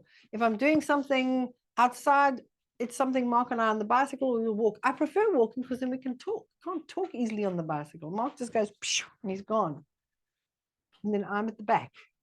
Then he has to keep circling back. I actually cycle quite well for a girl, but he's just a super fast on a bicycle, okay?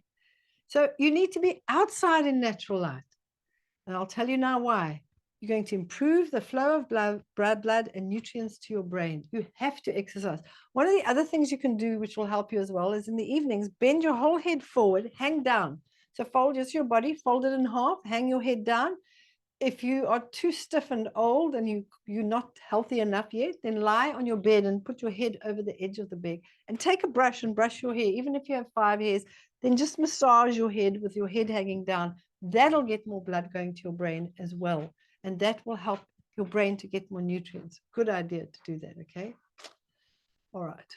Light. Outdoor light is essential because it regulates a tiny little gland, also about the size of a pea, kind of the base of the brain here behind the eyes.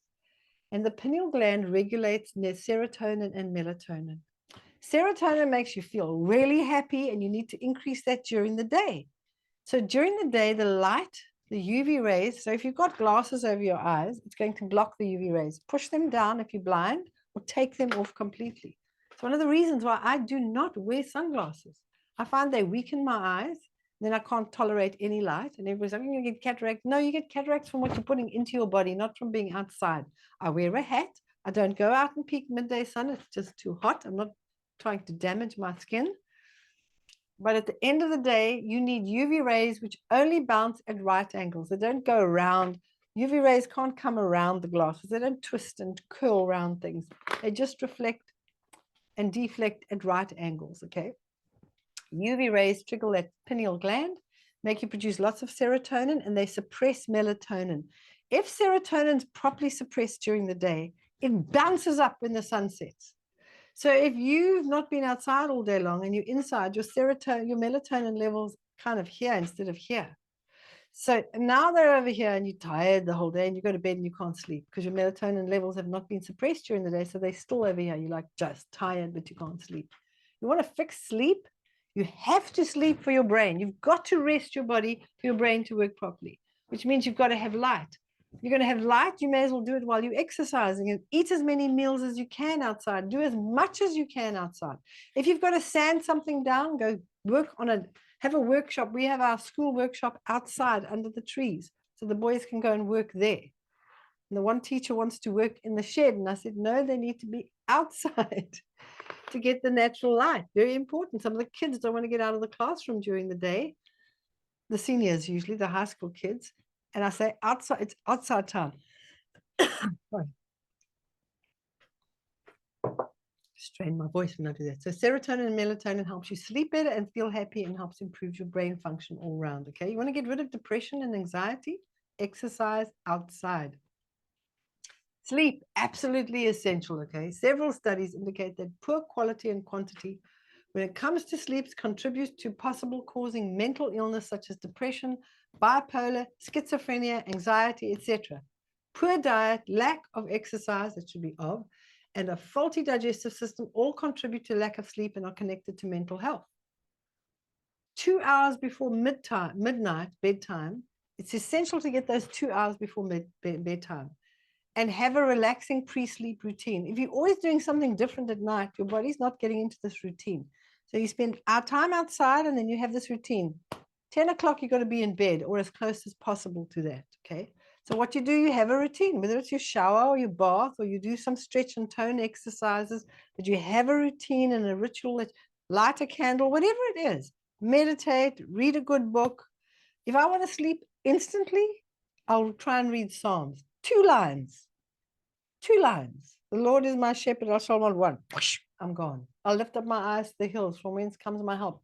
Gone. Something about the way they're written, it just slows your whole brain down. It's the most amazing thing. So you can read anything.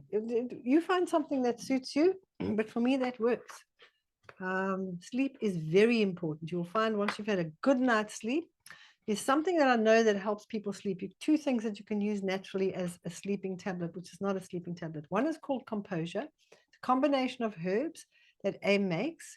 You take that 20 minutes before you want to be in bed and asleep, and what it does just calms your entire body down. So if you're agitated or irritated, your brain is racing, it just calms your brain down. It doesn't make you sleepy, so you can take it during the day. You can drive a car, you can operate a chainsaw if you're on Composure. It doesn't do anything like it. It just calms everything down so that things aren't jumping around in your brain and you haven't got all these thoughts rolling around, and it makes your muscles relax easily. So a lot of people find that helps them. Another thing that I find helps a lot of people is something called astaxanthin.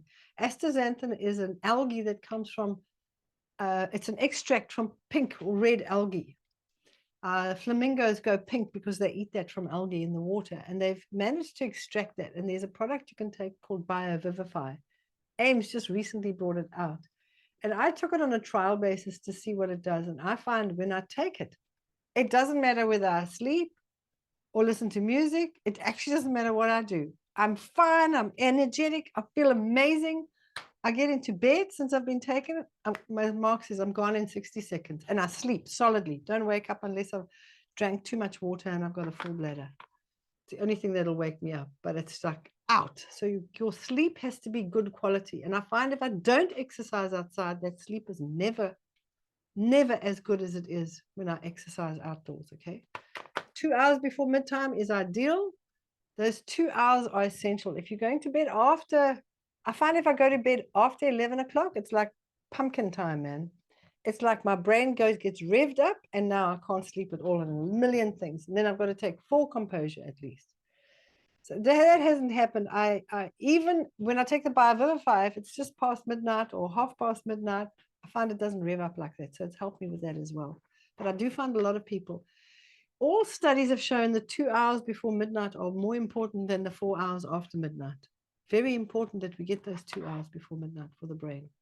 Lack of sleep, losing as little as 1% of deep sleep. This is a study this week that's come across. Each year, 1% of deep sleep, if you lose that each year, has been linked to a 27% increase in dementia risk. Results in a retrospective cohort study shows. Researchers suggest that prioritizing deep sleep, known as slow wave sleep, at this age may lower dementia risk. So when you're older, you need to have that deep sleep. So I would make sure that the problem is a lot of elderly people do not go and walk outside. They potter around the house. They stick their head outside. They might walk in the garden for 5 minutes. You've got to spend at least, I say 20 minutes at least, but I'd actually say 20 minutes twice a day. So as much time as you possibly can. I find the more time you spend outdoors doing something that's a physical activity, people have got this thing, I'm old, I can't do anything. But the more you use your muscles, the better the muscles work. If you stop lifting things and you stop digging and you stop working with your arms and your legs and you don't walk much, your muscles atrophy and then you struggle to exercise. So if you're in a place where you're struggling to exercise because you haven't been exercising, so you've got to get moving, go out, 5 minutes to the gate and back. You'll see on the 100 Days to Health, I say 5 in week 2, 5 minutes to the gate and back, 10 minutes to the gate and back, 20 minutes to the gate and back. Pretty easy, okay? All right, putting my glasses, okay. Alcohol and sugar. Stable blood sugar is needed for optimum brain function, and best for this is fresh fruit and whole food carbohydrates, not these beautiful looking cookies. Aren't they pretty? Look at that pink one and the chocolate one. I mean, that's the problem with this food. You're like, oh my word, that's so pretty. I've got to put it in my mouth. But you know, there's nothing prettier than a ripe cherry or some mangoes. Way nicer than that. And they're good for your brain. There's nothing in that that's good for your brain. That's like, and that's the problem. We struggle with this enticement. It's the reason I started a store, so that you can walk in there and there's nothing to tempt you to eat anything bad. There's beautiful things like Turkish delight covered in carob, which looks like chocolate, but there's no caffeine and sucrose in it. And then there's, you know, wonderful things like we make carob brownies. So there's no caffeine. We've only got natural sugar in it. There's pecan nuts. It's gluten-free, so it's delicious. These things anybody can make them. I just made them because some people don't have time to make it. Stable blood sugar is required to avoid reactive hypoglycemia, which can result in bipolar and or schizophrenic symptoms. I'm going to talk a little bit more about reactive hypoglycemia. A diet high in whole plant food is best for a high-performing brain, and blood sugar is stabilized with fresh fruit. Very often people will tell you, do not eat fruit. It's bad for blood sugar. Diabetics can't eat it. It's the biggest load of nonsense. I've never, ever seen a study, and I've challenged people, give me a study that shows me that. Every study shows that people that eat the most fruit have got the best health. They've got the least cancer, the least mental disease, because it's stable blood sugar. It doesn't do this to your blood sugar. It keeps it stable, beautifully stable. There's water-soluble fiber that comes in with it. All the B vitamins come in with it that your body needs.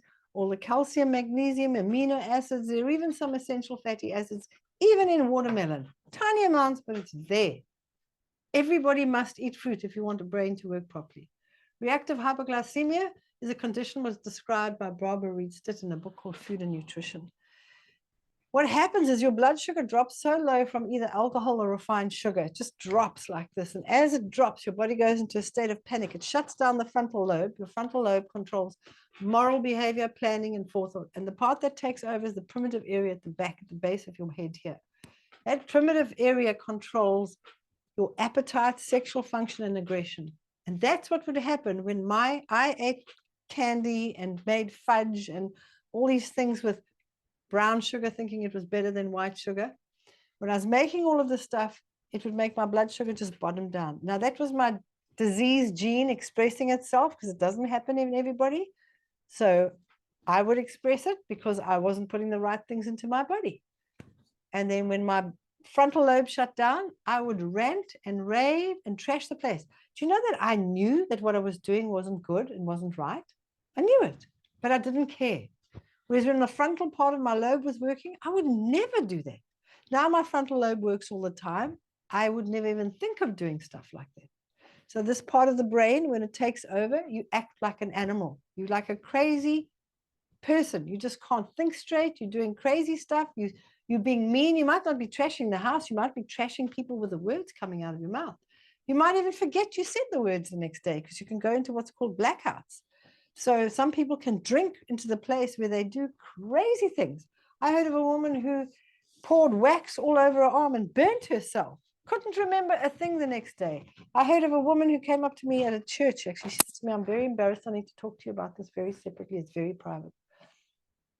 I won't tell you what country it was or what church it was, so you won't know where she is. A mother of 3 would disappear from her family and wake up in a strange town in a strange man's bed. Had no recollection of how she got there. I said, do you drink alcohol? She said, no. I said, do you eat anything with refined sugar? She said, every day, all day, I'm a sugar addict. I explained to her what was going on. So her primitive area of her brain wasn't creating this aggressiveness, but her sexual function was just like out there, and she couldn't remember what had happened. So she would mentally black out even though her body was functioning. And she said her husband was an elder in the church. Her kids went to a Christian school. She loved God. She couldn't understand what was, everybody was praying for this demon to get chased out of her and be delivered, and none of the deliverance stuff was working. And when I explained it to her, she started crying. She said, I know that that's my problem because I'm a sugar junkie. I love sugar in and on everything. Last I heard, she wasn't behaving like a weird person. So some people will trash the house, and some people will trash their marriage just by doing crazy things. And they're very sorry for it afterwards. They're completely contrite. They don't know why they did it, and they can't explain it. You know, how many people's relationships have been destroyed because of this? Okay, you need to know about it. Brain allergies. Brain allergies. One of my favorite books is written by Dr. Philpott and Dr. Kalita here. It's both psychiatrists. They spoke about people, different people with psychosis, psychotic behavior, schizophrenia, and they found that some people's brains just have this problem where they're allergic to something. Now, they didn't go into every other part of the diet, but I've seen when people have this brain allergy thing to natural foods, that when they've been on enough essential fatty acids for a long enough period of time and they're exercising and the brain starts to heal, the brain allergy to natural foods go. One of them, they talk about having a brain allergy to wheat. So they eat bread, then we're talking about being completely psychotic and saying you Jesus Christ and you the Messiah and you've come back. The stories in here are unbelievable. They're both highly qualified psychiatrists. They talk about people doing completely psychotic things just from having rice. So you might think, well, it's only gluten. No, some grains just do that. And I found that it's more likely to do it if you had a lot of those grains as a baby growing up. So most babies are given these breakfast cereals, instant food. They're delicious. They're full of sugar. They got milk. They got flavoring in it, and it's rice based. And I used to love my kids not eating enough because then I would eat it instead of them eating it. Didn't make any sense because it was sweet and delicious. So when you fed like gluten grains when you are sort of under a year or two, you can really only digest grains properly when you can chew properly. So you really shouldn't be eating grains until you're able to chew your food. That means you've usually got all your teeth around about the age of 2. So it's best to keep grains out of babies' diets because they can produce allergies and intolerances to them because they can't break the molecules down. The other thing you can do is the mom or the dad can chew the food. So you can take the rice, chew it, and then pass it from your mouth. And it sounds disgusting, but any baby, if you put your mouth in front of them, will take food from your mouth. You think they're kissing you, but they're actually taking the food. They're wanting food from you. It's a natural instinct. So instead, we get blenders. So you can blend the rice and you can put some digestive enzymes, pepzymes. You can empty the capsule in there with the digestive enzymes and feed it to them. But you've got to do it quite quickly because the enzymes turn it into a liquid. Well, you can have it in a liquid form. You just spoon it on. It doesn't sit in the spoon so nicely. So to know if it's a brain allergy, you'll have to do a rotational diet, take it out for 21 days, and then reintroduce it back in and see if the symptoms come back. But normally, if you've left it out for about a year and you're having essential fatty acids and the rest of your diet and lifestyle, you may find you can have it occasionally and it does nothing to you. You may even find you can reintroduce it again if it's a natural food. I wouldn't introduce something that's unnatural. Okay. All right. This grain psychosis, it's something I talk about every now and again. It pops up in our Zoom session. So if you want to know more about any of this stuff, very often people are asking questions. It's one of the reasons why I did this session tonight, because a lot of people were asking questions. But a great book to get. It is available on Amazon still, as far as I know. You can also get secondhand copies. Brain Allergies by Dr. Philpott and Kalita. Okay. And then ultimately, if you want your brain to function its best, you need to ultimately be off all medication. If you can get the other 11 things all in place and you're exercising and getting fresh air and sunshine, then you go to your doctor and say, please help me come off these meds. I don't want to be on them for the rest of my life. And he'll do some tests and see. And If he says to you, I'm not prepared to even entertain it, I would go and find a doctor that will entertain it. And there are doctors out there who want their patients off medication. Those are the real doctors. Real doctors are the ones who do not want people to be dependent on them, dependent on drugs for the rest of their life. They actually want their patients well. That's a genuine doctor. He must want his patients so well, he'll support them and monitor them and check their blood tests. Because sometimes you could be on some hectic medication, you can't just stop them. One of the meds we haven't spoken about tonight is contraceptive pill. The contraceptive pill is one of the things I was on when I was diagnosed as being bipolar.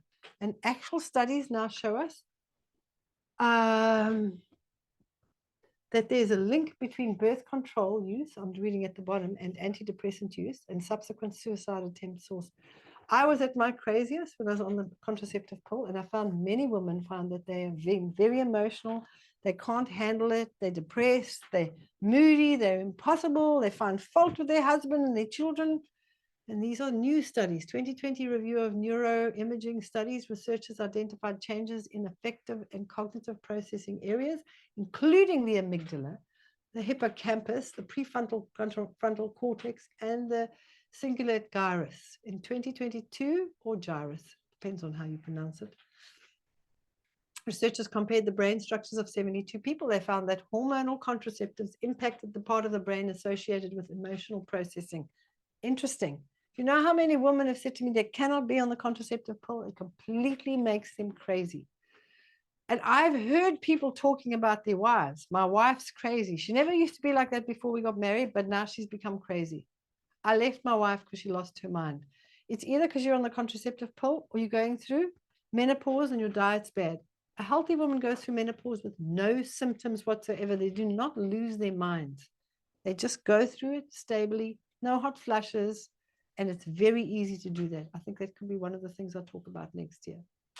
So more specifically, researchers found that participants who used oral contraceptives experienced more anger, fear, and disgust than those who did not. So I say this absolute hatred for their husband. They can't say a nice word to them. They totally, you disgust me, they would say. And that's what would happen. And those are the mean things I would say to Mark. And I say, he is an amazing person. I'm very, very blessed, and I know it. And I tell him now, I'm so blessed to have you as my husband. And I don't say have you as my husband. I actually say, I'm so blessed to share my life with you, because he really is amazing. And if I carry on like this, I'll get teary. Older studies have shown, as I said, a link between hormonal birth control use, antidepressant use, and subsequent suicide attempts. Okay, so the contraceptive pill can cause a whole lot of problems. What can you use? In my book, Perfect, at least in my book, Healthy Kids, I can get a copy of the latest one. It's on the back here quickly. Where is it? Over here. Oops. That's not supposed to be doing that.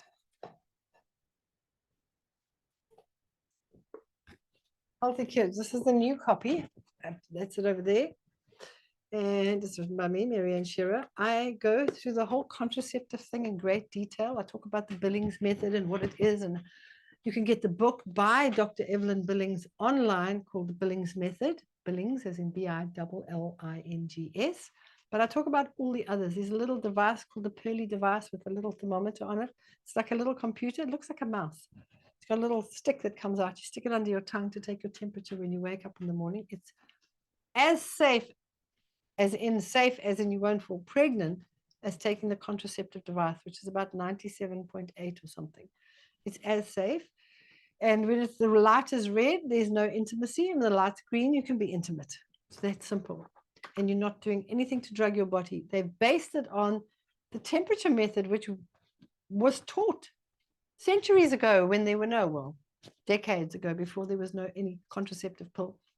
And people were able to monitor whether they were having, whether they were pregnant or not. And the Billings method was something that was taught. Dr. Evelyn Billings looked at what the Catholic nuns were teaching people in rural communities. They were teaching them to look at how signs from their body, and they could know when they were ovulating, and they would abstain from intimacy during that time. And people were able to control how many children they had just by doing that. And it's really like 4 to 6 days in a month that you can't be intimate. And any couple doesn't have an issue with that when you respect each other. All right. Right. So when all 12 are in place, your brain will be functioning. Be ready to start functioning optimally. It's actually an amazing place. It's where I tell people you come into the sweet spot. I spoke about the hypothalamus pituitary connection, and very important to maintain that. They have the power over the brain and body. We've got to manage our stress with our diet and exercise and attitude. We've got to manage our diet. We've got to manage our exercise, attitude, anything and everything that has a negative, positive or negative effect on your body will have a positive or negative effect on these two glands. Pituitary gland is connected to the pituitary gland, to the hypothalamus. It's almost wrapped around it. And your central nervous system cannot be separated from your endocrine system. They work so closely together.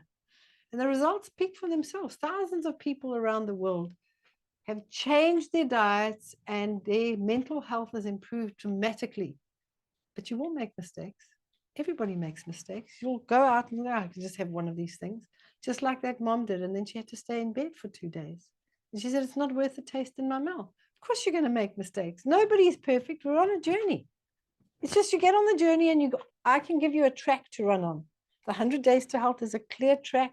It's slow and steady. You're not racing ahead. You're not giving things up.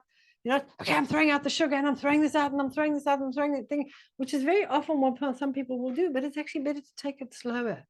Take it slowly and gently and follow the week by week instructions and the day by day emails and come to the Zoom sessions and be supported and be part of a community. You can work out how much time and money you've spent on all the different people you've been and say, do you actually want to save that? Whether it's chiropractors, doctors, specialists, physios, Chinese medicine, it doesn't matter. Alternative healers, we've all been to them, spent a lot of money trying to buy our health. Justin's story is fantastic. I'm going to read this to you in getting clear. We're near the end, in case some of you are wanting to know. My story is as follows. At the beginning of the year, I was 26, weighed 130 kilos or kilograms and in bad shape. I was taking a drug called tofranol for a spastic bladder and using painkillers for headaches that would come and go. I also suffered from a number of smaller ailments such as sinus trouble and recurring flu. My diet was really bad, very bad, he says, living in mostly takeouts and junk food such as chips and cool drinks and chocolates. I also used lots of milk and dairy products, was eating meat just about every night. These meals were badly combined, as I found out after reading about it in The Natural Way, which was the answer as to I suffered from heartburn and indigestion all the time. Since putting the principles in The Natural Way into practice, I've lost 25 kilograms. My sinuses have cleared up. I have more regular heartbeat. I haven't had, and irregular heartbeat can make you very, very stressed.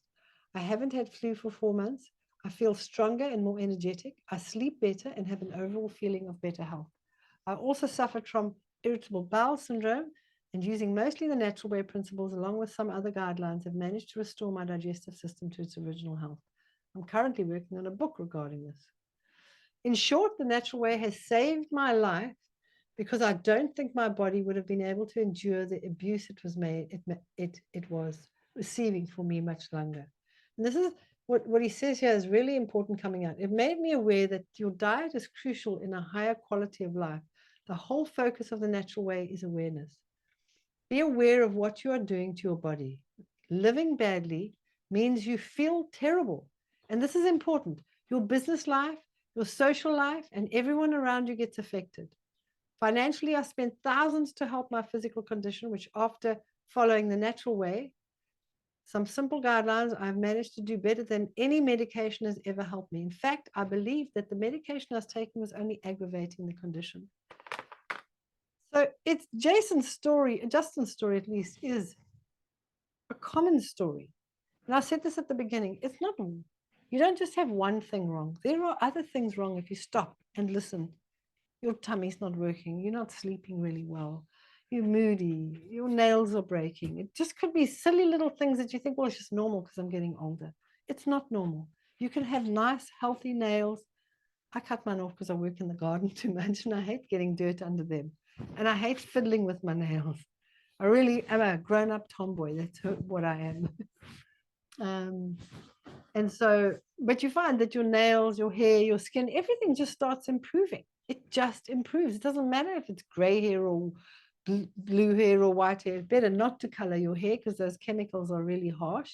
And I think maybe I'll do a webinar on how to stop coloring your hair and get it to natural gray later. All right. So you can't buy your health. As hard as you try it, you cannot buy your health. You have to live it. You can spend as much money as you want. You're never going to be able to buy your health.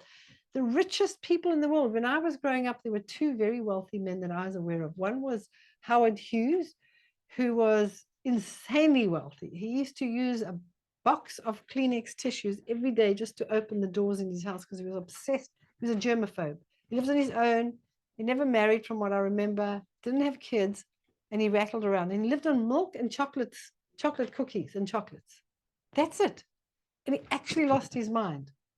And he had doctors running behind him, treating him for various things. And he died prematurely. And the other one was Aristotle Onassis. He was married to Jackie. Jackie Kennedy married him after her husband was assassinated.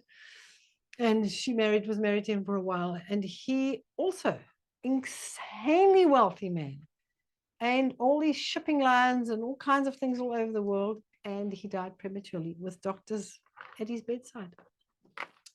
People with insane amounts of money have not been able to buy their health. The most mental disease is in the United States of America. That's where more of the money is. There's more freedom of speech. There's more, we don't know how long that'll last, but there's more of everything in that country. So more doesn't make you sane. I don't think it's a country, but I think the whole lifestyle, it's the easy access to junk food and living in high-rise buildings in cities. I don't think that adds to mental health at all either. All right.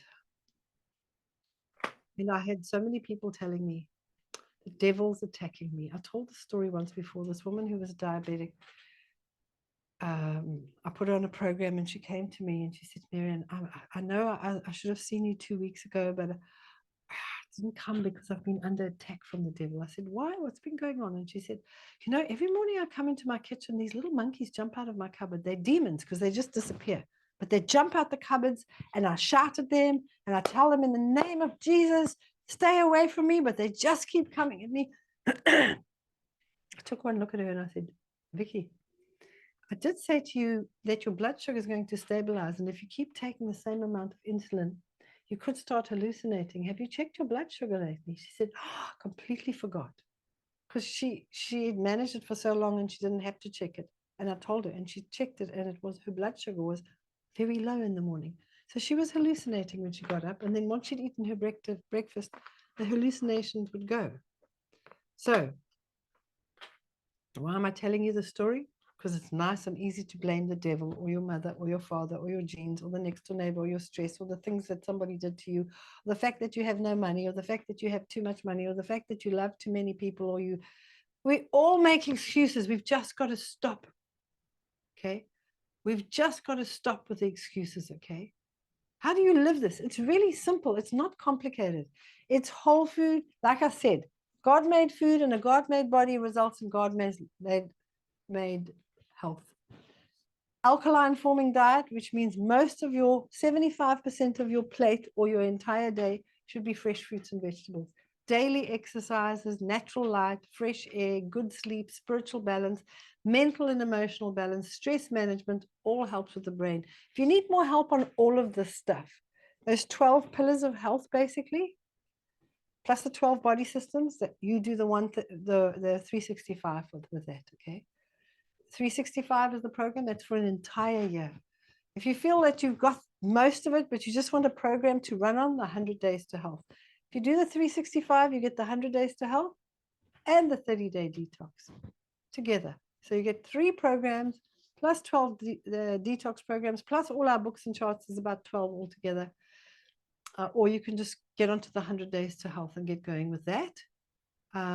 That's just for 14 weeks basically, and you come to the Zoom sessions for those 14 weeks. You can always pick up the 365 afterwards if you prefer, but if you're really ready to make a change, you might find the 365 is the one that helps you to focus on these areas specifically: physical, mental, social, emotional, relational, financial, all of this stuff. There's more of this. All of it helps you to balance. If you're worrying about money all the time, very often it's because you're spending so much money on your health issues. And when you stop spending all that money, we'll take a look at how much, you can actually work out how much the average person spends. When we look at those American statistics again, $200 a month, the average person is spending on supplementation. That's $2,400. Whatever your currency is, multiply it out. If we take the average person living in America, they're spending $5,000 per person per year on healthcare insurance, okay? Over and above that, they're spending $6,015 on over-the-counter medication. That's stuff for your stomach, headache tablets, sleeping tablets that are non-prescription drugs. So if we take the $2,400 on supplements and the $6,015 out-of-pocket expenses on over-the-counter selling medication and the $5,000 in healthcare insurance, I don't have healthcare insurance. I take that money and I put it into a savings account because I know that the money I put into healthcare insurance is going to fund all the people that don't want to take responsibility for their health. I mean, you could start your own little group of people putting money into a fund that if anybody did have an accident, you can also get accident insurance where you are covered for an accident. And it's a lot cheaper than spending $5,000 per person, okay? It's about 13,500, just under 13,500 US dollars, okay? So I'm taking these statistics.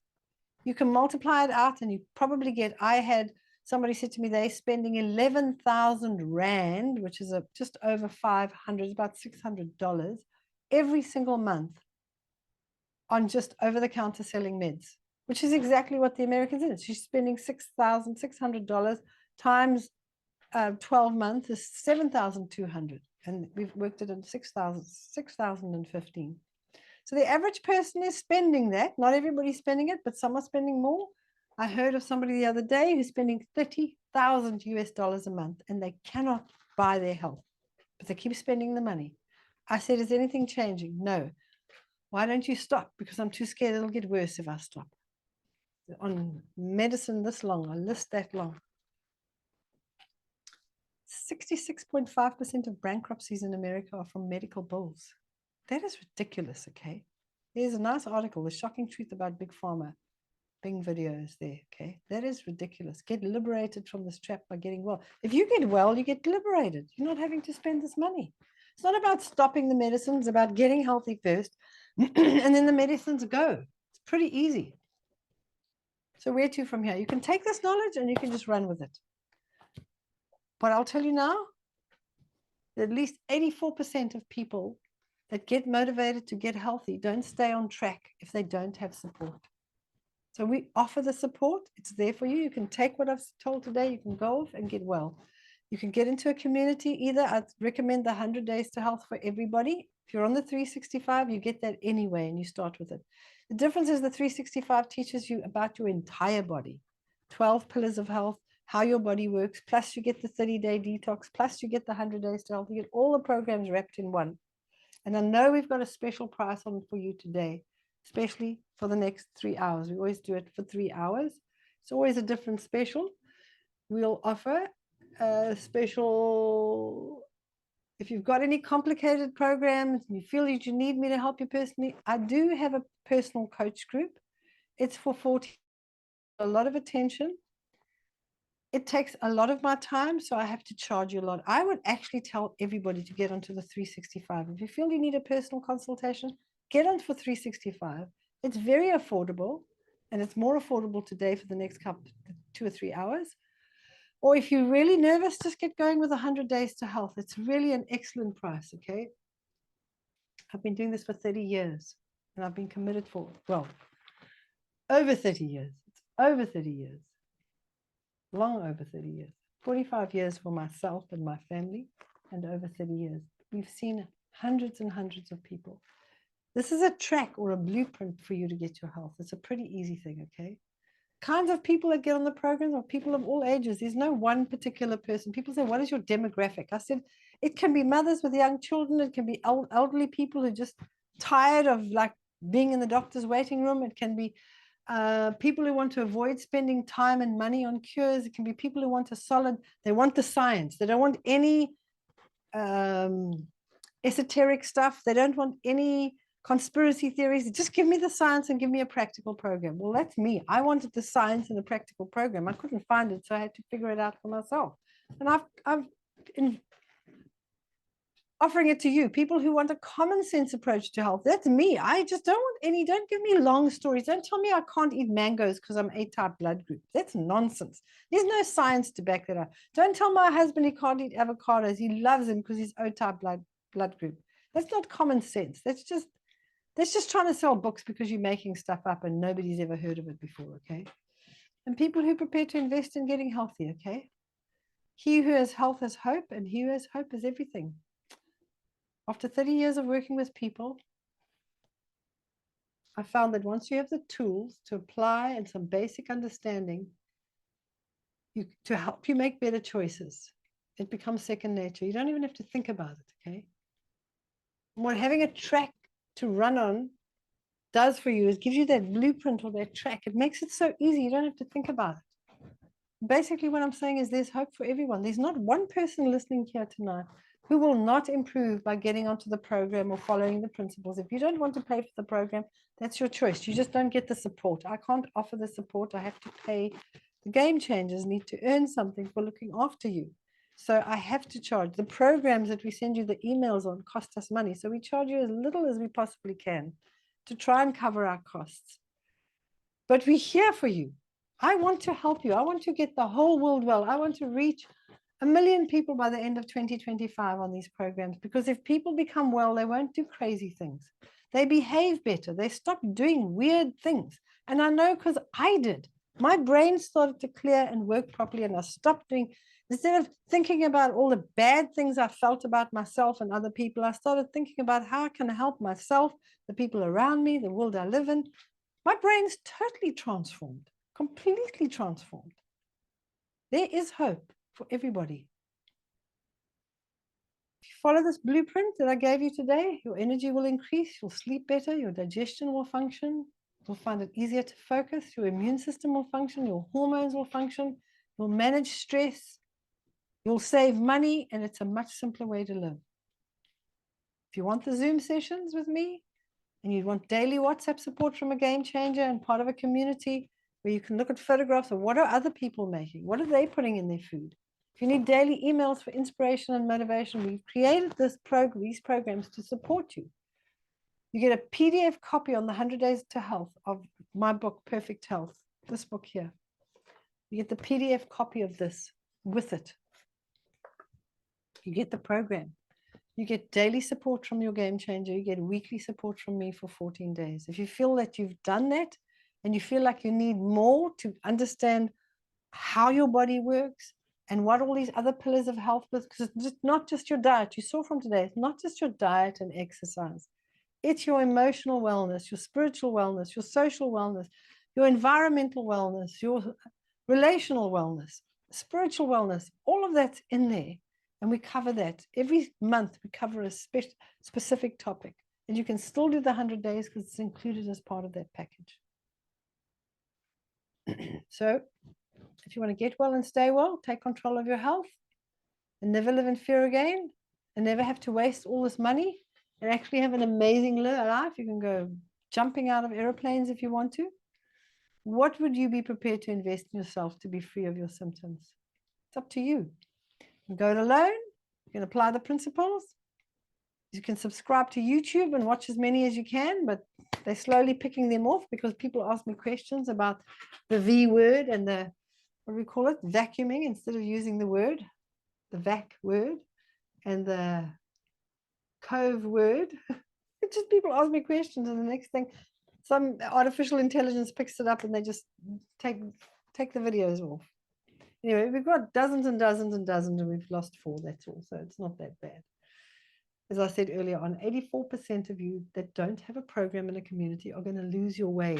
You might buy the book and put it on the shelf and read it 10 years later, like the one lady did, on her knees to God, saying, please, God, help me. I can't move. I'm in pain. And she said, it wasn't audible, but she felt God saying to her, read that book on your shelf. And she looked up and saw this copy of my book, and she said, that book. She'd bought it 10 years before, stuck it on her shelf and never read it. She took it down.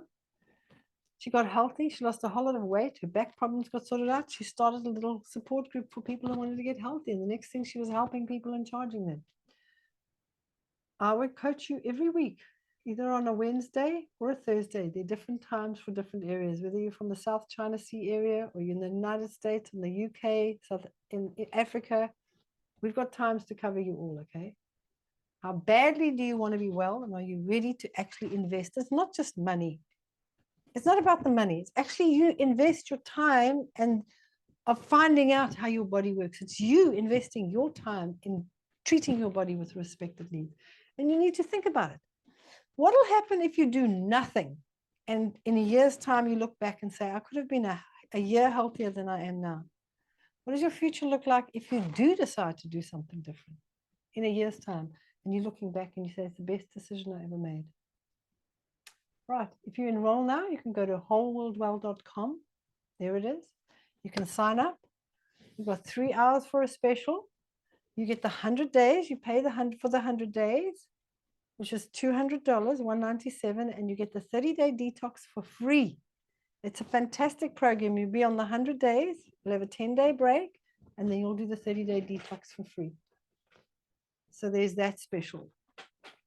You can also do, I think Mark said he's doing a 365 special as well. It's normally $1,497. The special is $997.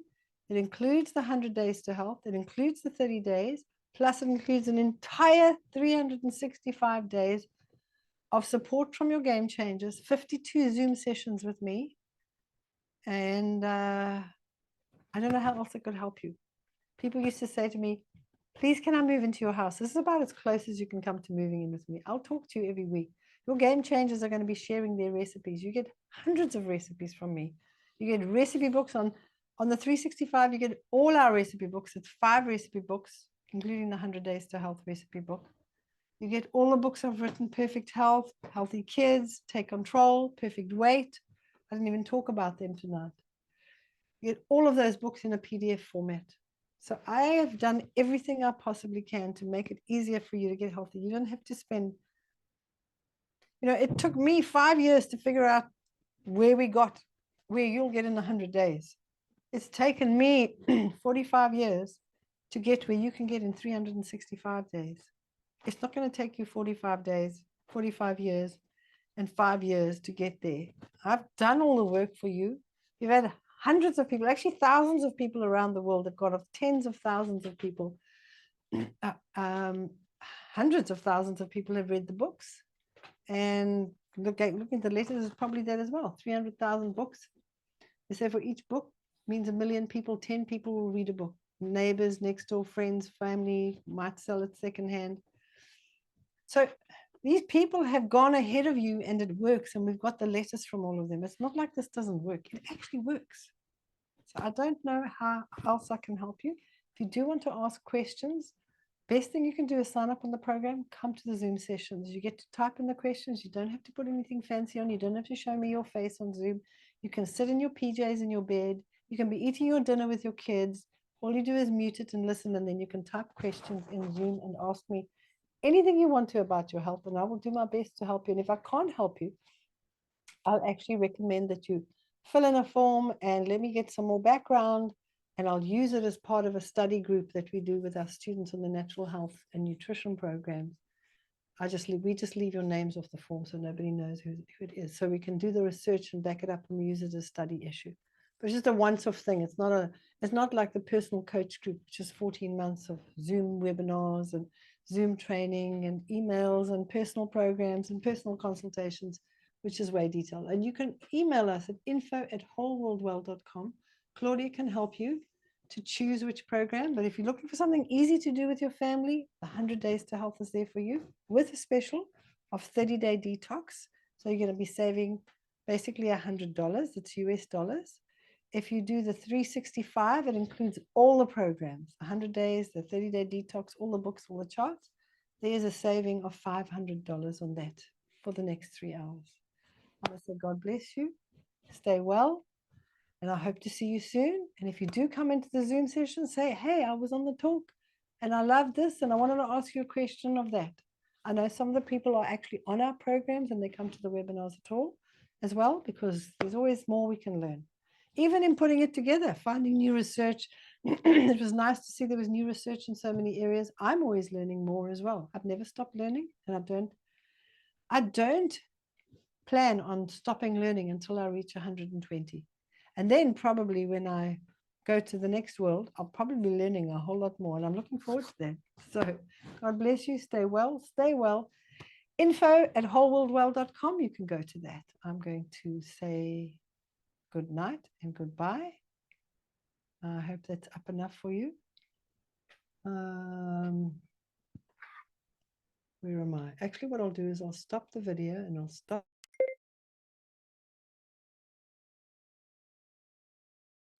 I'll put it back so you can keep seeing the address. Where am I?